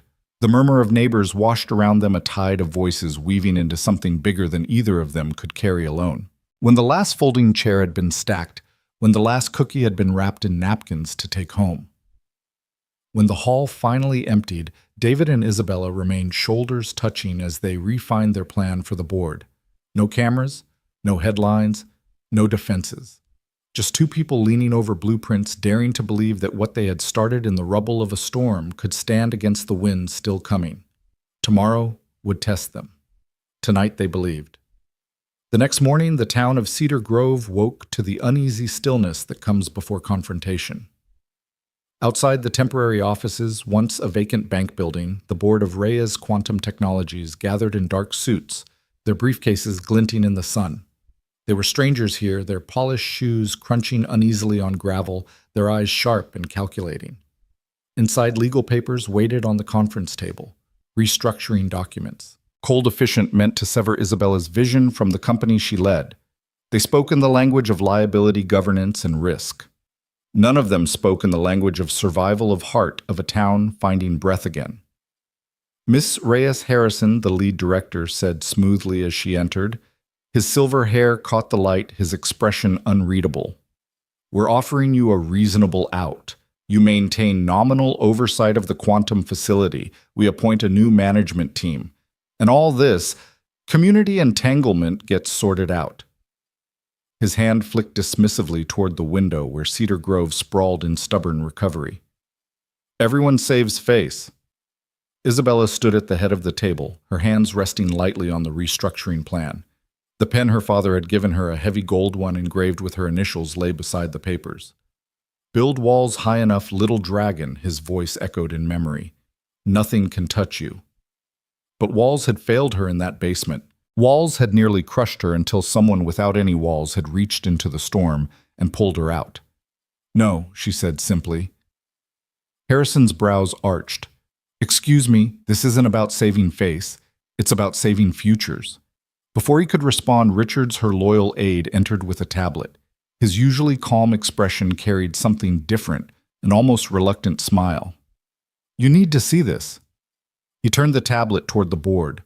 On the screen, live security feeds showed Cedar Grove gathering. Dozens, then hundreds of people. Workers in hard hats, teachers leading students with handmade posters, quilting circles carrying bright fabrics, shop owners holding up sales reports, children tugging along their robot projects, wires and wheels glinting in the light. They were lining the street in a slow, steady march toward the temporary office, their footsteps raising dust that sparkled in the morning sun. What is this? Harrison demanded. This, Isabella said, her voice calm as what you're trying to erase. She walked to the window. Outside at the front of the line, she saw him. David Miller. Emily was beside him, clutching her robot like it was both shield and sword. Carlos walked with his son, who held up an acceptance letter like a banner. Mrs. Rodriguez carried a thick folder of lesson plans. Wilson from the market bore crates of vegetables grown under jury-rigged solar lights. Each step they took was a declaration. We are not charity, we are partners. This, Isabella said, turning back to the board, is Cedar Grove, and you will see them. Harrison leaned back, his jaw tightening. The shareholders will see better returns from lasting value than quarterly reports. Isabella cut in, her tone sharpening. She tapped the restructuring papers. These walls you're so eager to build between company and community progress, and people, they're outdated. The future isn't built by isolation. It's built by connection. The board shifted, uncomfortable. One muttered idealism. Isabella's gaze was steady. No, proof. She nodded to Richards, who switched the tablet feed to data collected over the past weeks. Crime rates dropping, education metrics climbing, local businesses. reporting growth patent applications filed from Cedar Grove's residents, students, hobbyists, shopkeepers. But the most compelling proof was still outside. The murmur of the crowd swelled through the glass like distant thunder. David lifted his eyes toward the window. Their gazes met. Across the distance, Isabella felt the same steadiness she'd clung to in the basement. His chin tilted, the smallest nod, and her chest loosened with resolve. "Restructure me if you must," she told the board. "I'll step down as CEO and lead community integration instead. Make Cedar Grove our new standard, or cling to your outdated models and lose not just this project, but the future." The pen lay between them. Harrison stared at it, then at the crowd pressing closer, their voices a tide of living proof. The choice wasn't just ink on paper anymore. It was flesh and blood, sweat and hope gathered in the streets of a broken town daring to rise again. And Isabella knew whatever line they drew today would mark more than a contract. It would mark the kind of world they were willing to build. The conference room door clicked shut. For a breath, no one spoke. The board sat with their pens poised like scalpels, their faces a study in practiced neutrality. Outside the glass, the murmuring line of Cedar Grove continued to grow, a living barometer of patience and resolve. Harrison steepled his fingers. "All right," he said. "Show us." Not a concession. A test. Isabella didn't flinch. "You'll see the site. You'll hear from the people using what we've built, not just the people financing it." She lifted her father's pen, weighed it, put it back down. "If after that you still want to slice this apart, we'll talk." They filed out suits, polished shoes, the soft chime of phones buzzing inside jackets. They stepped into the bright morning and into the hum of a town holding itself together with grit and caffeine and stubborn affection. The line parted without being told, creating a corridor. Not a red carpet. A dirt path between folding chairs and clipboards and hand-lettered signs. "We work here. We learn here. We stay here." David stood at the front, baseball cap pulled low, sawdust still in the grooves of his knuckles. He didn't reach for a microphone. He didn't have one. He lifted his chin. "This way." They began at the skeleton of the community center. The steel ribs gleamed against a sky too blue for yesterday's kind of trouble. Blueprints had been clipped to plywood thumbtacks glinting like stars. A hand-painted sign read, "Future Commons," the corners curling gently in the breeze. "Structural upgrades." David said, voice level. "Wind shear bracing, deepened footings. If a funnel comes through again, this building hunkers down and breathes. It doesn't snap." He laid a scarred palm against a column as he spoke, as if introducing an old friend. The board watched. One of the directors' Vogel compact restless ran a finger along a weld. "Who did this, my crew?" David said. "And half the high school." A snort meant to be quiet escaped the back row, a sound halfway between skepticism and surprise. "Come on," Isabella said, guiding them with the light pressure of a hand at an elbow. "Let me show you why we call this integrated."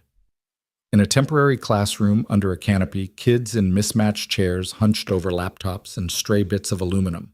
Soldering smoke rose in thin curls. Emily stood at the front with her robot, a little beast on treads, with a bucket arm and bright unblinking eyes. "Good morning," she said like a hostess who'd practiced in the mirror. "We built a debris sorter. It recognizes materials, separates them, and sends recyclables down the line." "Who wrote your classifier?" Harrison asked, skeptical curiosity edging his tone. "Me," Emily said, and shrugged like it wasn't the wildest sentence she'd ever said. "Mostly. With help." She pointed to Carlos's son, who flushed at the mention. The robot whirred forward, nudged a heap of mixed junk, and began to sort wood. Here, metal there, plastics in a third bin. It hiccuped on a coffee cup, reconsidered, corrected itself. The room clapped without being told. A board member with pearl earrings leaned toward Isabella. "What's your retention plan?" "These kids will leave as soon as another city offers a bigger lab." "They're building the bigger lab," Isabella said. "Here." They moved on. The quilting circle had colonized a shaded corner, their tables crowded with fabric thread and coffee cups that had been refilled too many times. Patterns lay pinned like constellations. "This is nonsense," Vogel muttered, but not loud enough to be brave. Mrs. Rodriguez lifted a square that looked like a wave caught mid-breath. We use the rhythm of the cooling system, she said, smiling a little at her own audacity as a metronome. It helps our hands keep steady. One of Isabella's quantum engineers, young, intense hair, sticking up like ideas lived in it, leaned down, eyes bright. What if we map these patterns to error-correcting codes? The quilters blinked. He laughed. Not at them with them.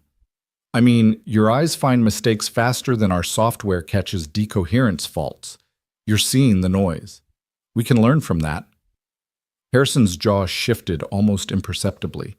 He hadn't expected to feel his interest sharpen at a table covered in thread. At Wilson's Market, a whiteboard propped on a crate showed sales lines climbing like a hill a kid would roll down. Wilson slapped the board with a thick hand. 40% up, he said, pride and exhaustion stitched together in his voice.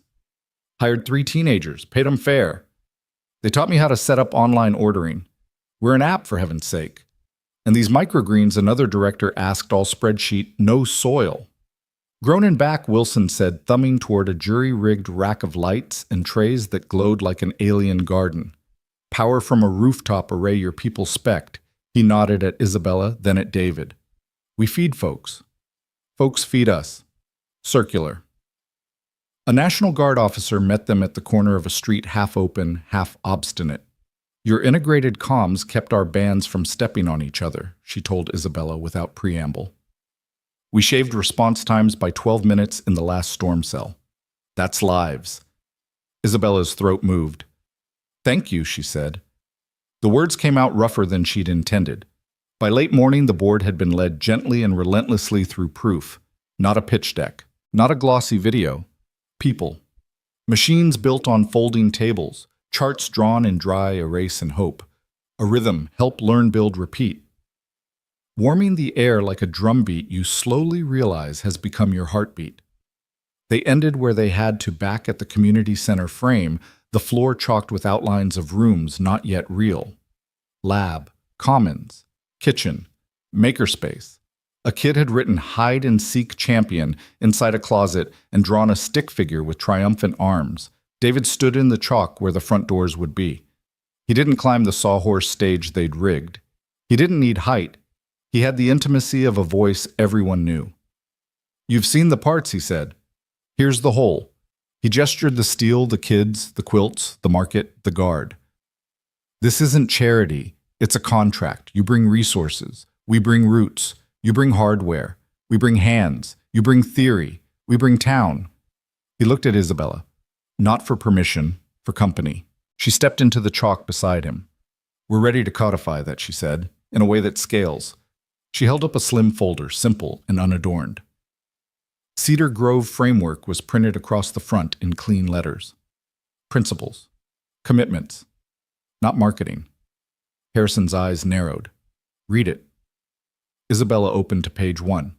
Her voice didn't grandstand. It carried. Local hiring at 70% minimum for all builds. Real training, not performative. Open labs scheduled public access alongside secured research. Education braided into operations, not bolted on. Transparent funding, no shadow subsidiaries shielding the work from the people it affects. Shared upside on community-generated IP because innovation happens where curiosity meets need. And that's not always behind a badge. She turned the page. Community liaison seats with voting power on facility boards. Procurement preferences for local suppliers. Small business incubators integrated into campus footprint. A commitment to design with not over. Costs. Vogel said, pouncing like a cat who'd finally seen something twitch. Every one of those lines is a cost.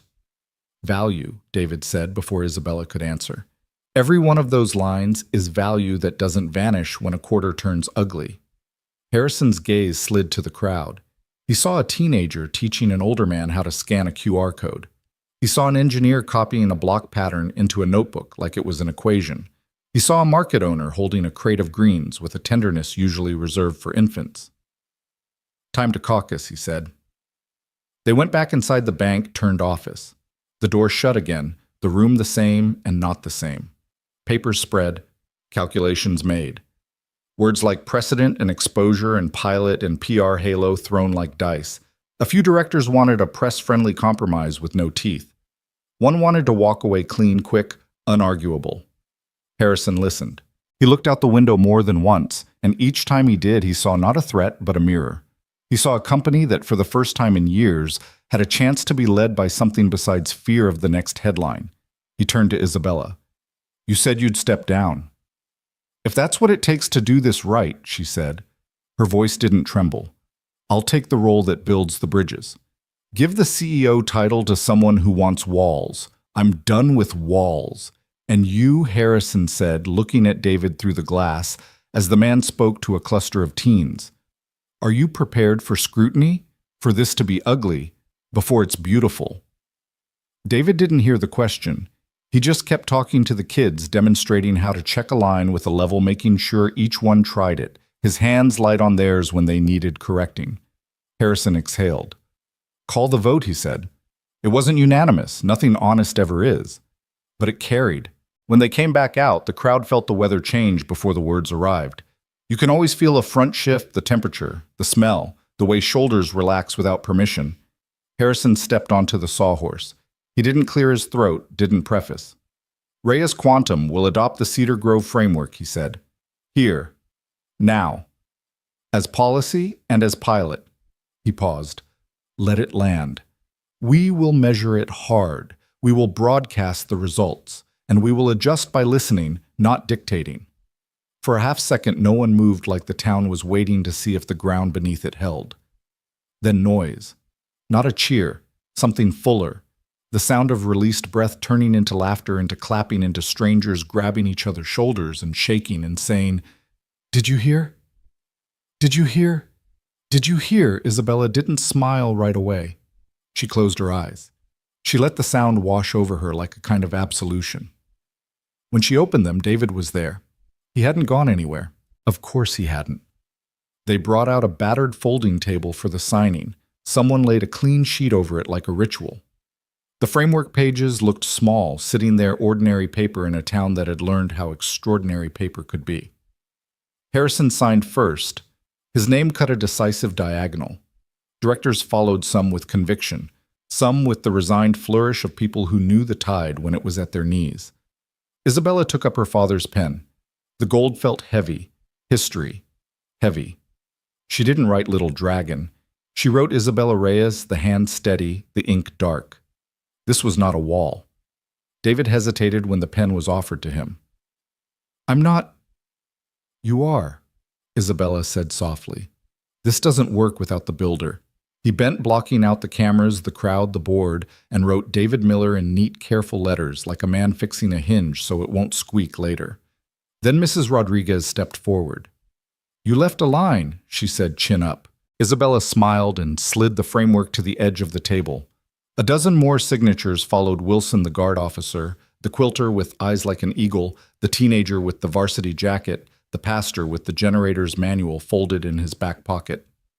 The header Cedar Grove framework looked different now, less like a title, more like a promise you could build against. A gust tousled the papers. Someone set a level on top to keep them from wandering. Laughter. Applause again. A kid's robot beeped at the exact right wrong time, and the place grinned like a family photo. By afternoon, the board wasn't standing at the edge anymore. They were in it, listening to a quilter explain phase flips, nodding as a teen detailed sensor drift, tasting microgreens with the skepticism of men who'd never eaten anything that didn't come plated. Local innovation feeding R&D.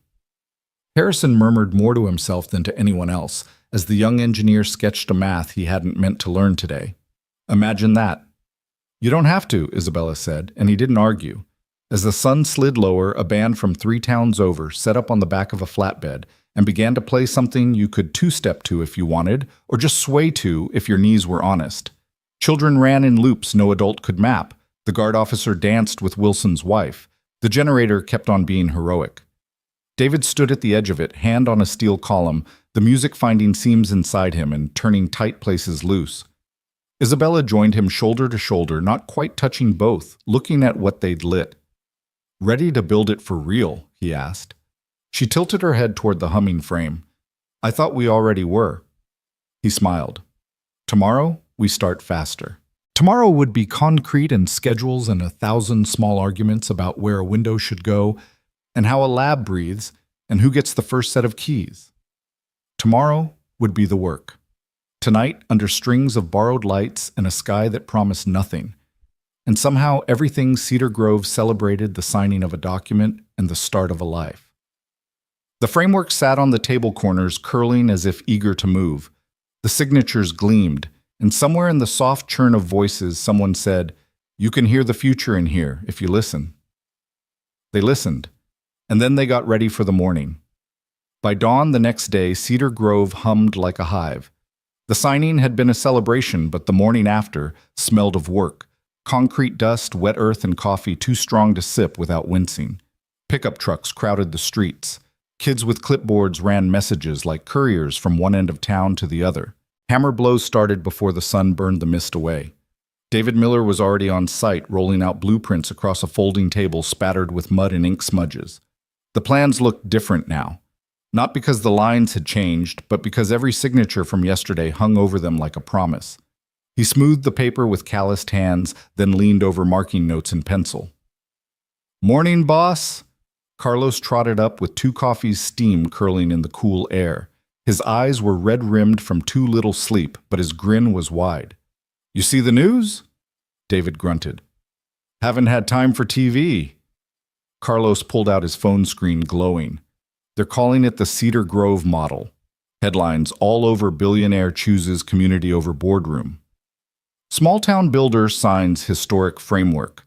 Even CNN ran a clip of Emily's robot sorting debris. They called it a symbol."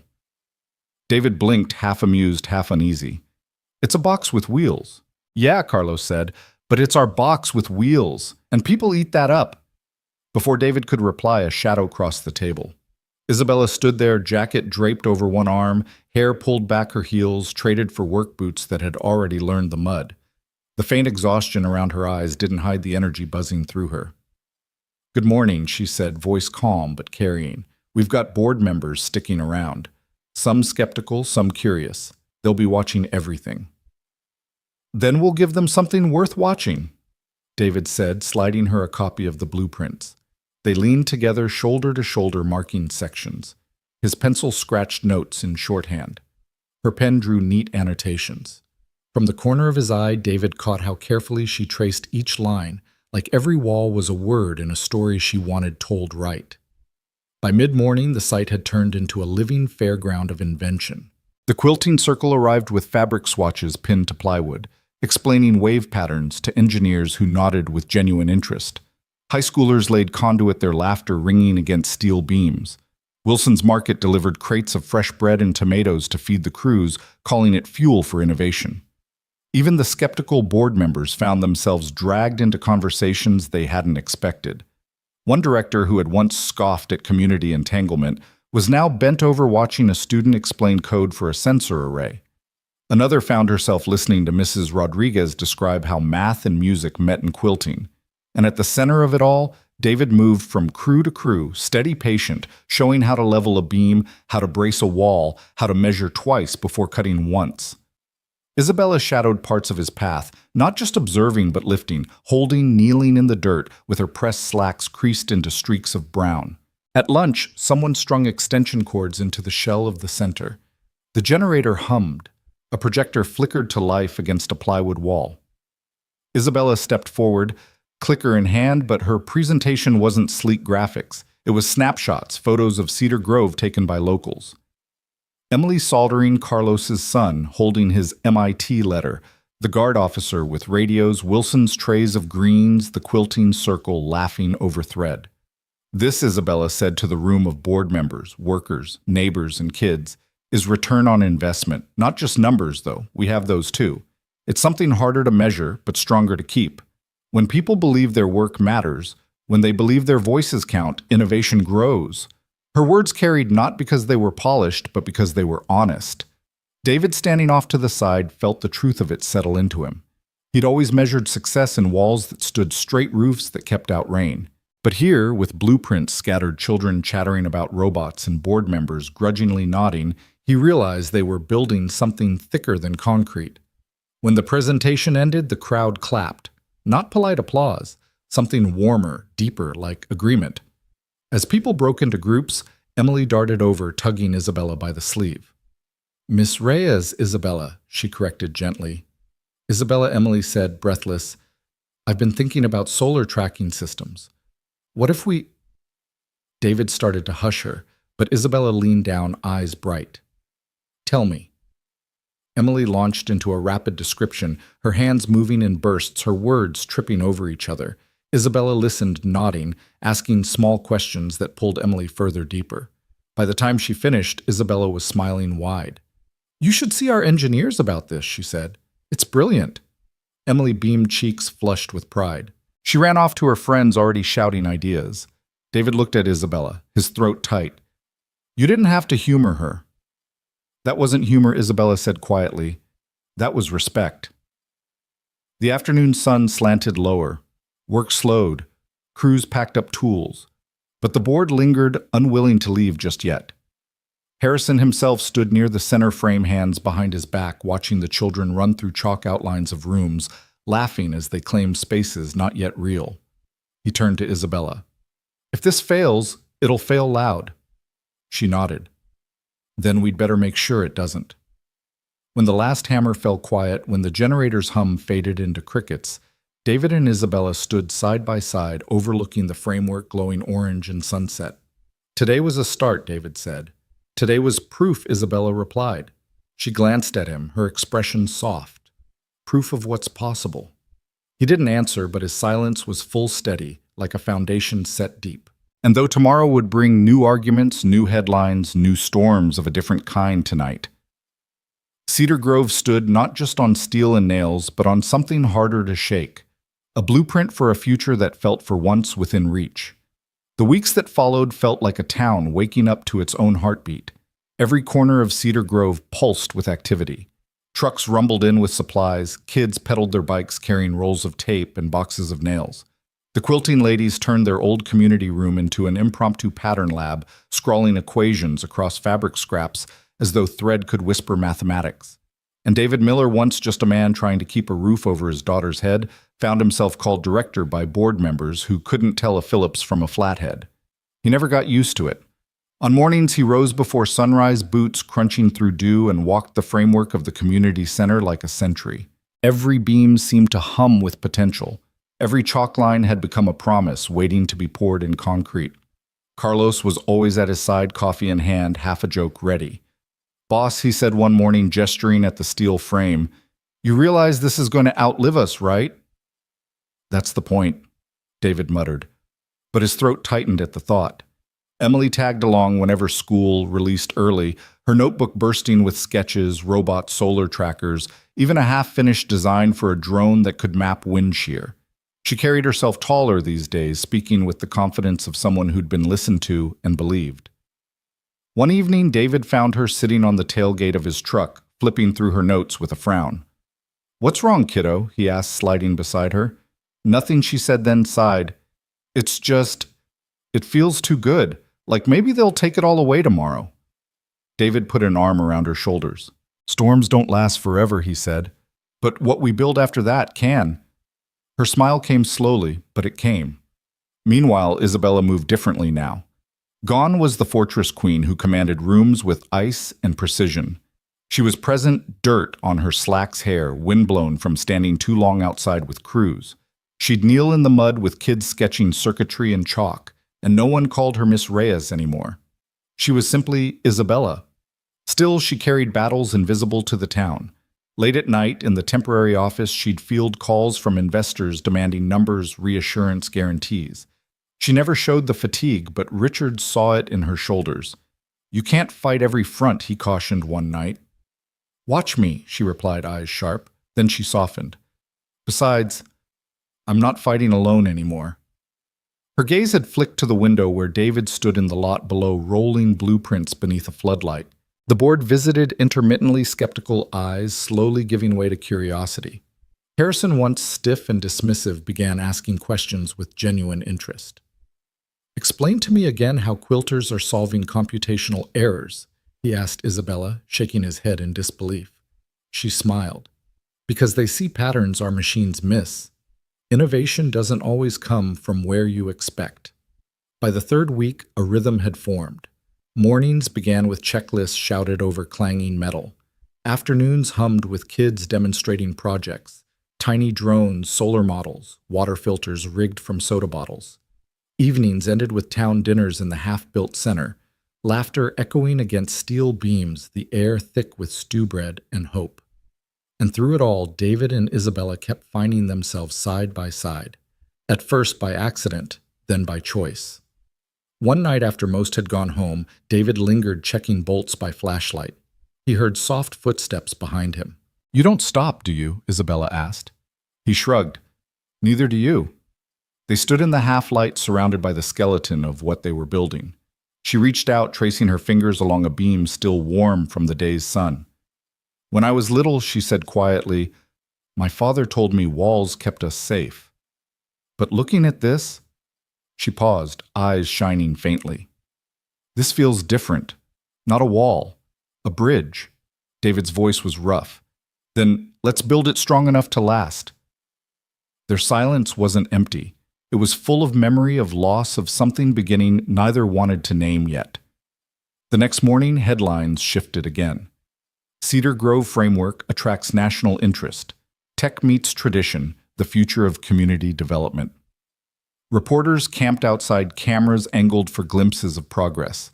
But inside the town, life went on hammers, laughter, chalk dust, bread baking. Storm clouds gathered on the horizon some evenings, but instead of fear, Cedar Grove now treated them as reminders.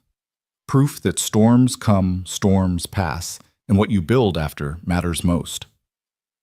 And as David watched Emily race through the framework with her friends and saw Isabella standing nearby with a clipboard tucked under her arm and a smile she didn't hide anymore, he realized something startling. For the first time in years, he wasn't just surviving, he was living. And the foundation under his boots wasn't just steel and concrete. It was trust. It was hope. It was love. Though he hadn't yet dared to say the word aloud. The night before the board's final evaluation, Cedar Grove felt charged like the air before a storm. Except this storm wasn't weather. It was judgment numbers and the cold eye of investors. The half-built community center glowed under strings of lights powered by generators. Neighbors gathered with clipboards, food trays, and nervous chatter. Children rehearsed demonstrations of robots and solar trackers. Quilters pinned new patterns to display boards. Wilson hauled in baskets of greens, brushing off his apron, as if preparing for battle.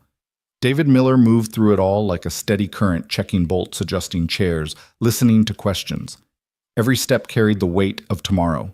He felt it pressing in his chest, heavier even than the storm debris he'd once lifted off strangers. Emily tugged at his sleeve. "Dad," she whispered, "what if they don't see it? What if they don't care?" He crouched down, meeting her wide, uncertain eyes. "Then we'll keep building anyway," he said. His voice was low, steady. "Because what we've started here is bigger than their approval. It's ours." She nodded, but the worry didn't leave her face. Across the hall, Isabella Reyes stood at the center of a circle of townsfolk. She wore no suit tonight, just a simple blouse and rolled sleeves, her hair tied back. She looked less like the invisible empress the magazines loved to call her, and more like a woman who belonged to this place. Still, David saw the flicker in her eyes. Nerves, doubt. She excused herself from the circle and crossed to him. "They're sharpening their knives," she murmured. "Tomorrow they'll come looking for weaknesses. Then we'll show them strength," David replied. But she shook her head. "It isn't just about showing them. It's about believing it ourselves." Her voice was softer now, almost vulnerable. "I've built my life on walls, contracts, subsidiaries, fortresses. Tomorrow, I'm asking them to trust something I've never trusted myself." David studied her, his expression unreadable, then finally spoke. "You trusted me in that storm." Her breath caught. The memory hung between them, splintered beams, roaring wind, the press of his body shielding hers. "I did," she admitted, her voice breaking just enough. "And I still do." The words left them standing too close. Silence stretching until the noise of the hall swept back around them. Later that night, when the town had gone quiet and the last lights flickered off, David sat in his truck with a folded letter in his lap. his resignation. He had written it at dawn, a clean cut meant to protect Isabella and the project if things went bad. "If they need someone to blame, let it be me," he'd written. The words burned in his hand, but when he looked through the windshield at the framework glowing faintly under the moon at Emily's chalk sketches still bright on the slab at the quilting squares pinned in the windows, like flags he felt torn in two. He closed his eyes. Sarah's face came unbidden, his late wife smiling in the hospital light the day Emily was born. She had always told him he was meant to build more than houses. He swallowed hard, the memory like a voice urging him to stay to fight. A knock on the truck window startled him. Isabella stood there, hair loose now, no makeup, looking less like a billionaire than she ever had. He rolled the window down. "You should be resting. So should you." She leaned closer. "I know what you're planning, David. Don't you dare try to fall on your sword for me." His chest tightened. "If it keeps this alive, it kills what we've built," she snapped, then softer. "Because this only works if we're in it together." Her hand pressed briefly to his, the touch electric in the quiet night. "Stay," she whispered. "Please." For a long moment, he couldn't answer. Then he nodded, the letter still burning in his lap. She smiled faintly, the kind of smile that held equal parts fear and faith. "Tomorrow," she said, "we show them everything." And in the silence that followed, Cedar Grove seemed to breathe with them, like a town standing at the edge of something larger than itself, ready to leap. The morning broke bright and clear, the kind of Oklahoma sky that seemed too wide to belong to one town. By 8 o'clock, Cedar Grove was already alive. Children carried their robots into the half-built community center. Teachers pinned lesson plans to display boards, and quilters laid out fabric patterns like treasures. Wilson set crates of vegetables near the entrance, his apron clean for once, while Carlos and his crew adjusted beams so everything looked as solid as it felt. David Miller stood by the doors, jaw tight, palms rough against his jeans. In his pocket, the folded resignation letter still pressed against his thigh like a weight he hadn't discarded. He thought of pulling it out, of slipping it into Isabella's hand before the board arrived, but then Emily appeared at his side, holding her robot close like it was a heartbeat. "Dad," she said softly, "are you scared?" David's throat worked. He forced a smile. "Yeah," he admitted. "But being scared doesn't mean we stop." Her small hand slid into his. "Then let's not stop." The board arrived in black SUVs, stepping out in pressed suits that gleamed too sharp against Cedar Grove's dust. Cameras followed, reporters jostling for sound bites. Harrison led the way, his expression clipped, every movement rehearsed. Isabella met them at the entrance. No fortress makeup, no designer armor, just boots, rolled sleeves, and eyes that burned with steady fire. "Welcome," she said. "This is Cedar Grove." Inside the presentation wasn't slides or charts. It was life. Kids demonstrated robots sorting debris with nervous pride. Quilters explained how their patterns revealed hidden codes. Wilson waved sales reports smudged with flour. The guard officer showed shortened response times thanks to integrated comms. Everywhere the board looked, the town was there, not just as workers, but as innovators, partners, co-builders. "This is chaos," Vogel muttered under his breath. "No," Harrison said quietly, though he didn't mean to say it out loud. "This is something else." At the front, David and Isabella stood together. The Cedar Grove framework lay open on a battered table, signatures already sprawling across its pages. David spoke first, his voice carrying rough honesty. "This isn't perfect. It's messy. It's loud. But it's real. You can walk away and build another sterile facility somewhere else. Or you can stay and help us prove that progress and people don't have to be enemies." He stepped back. Isabella's turn. "I told you yesterday," she said, her voice steady. "I'd step down if it meant saving this. But today I'm telling you I won't. Because this isn't mine anymore. It's theirs." She gestured to the crowd. "This belongs to Cedar Grove, and if that scares you, then maybe it should, because this is the future." A hush fell. Reporters scribbled, cameras clicked. Then Emily, unable to contain herself, wheeled her robot forward. Its bucket arm clattered as it sorted scraps into neat piles. "If you walk away," she said boldly, "you're walking away from us." Gasps rippled. Harrison stared at the girl, at the robot, at the hope stitched into her trembling voice.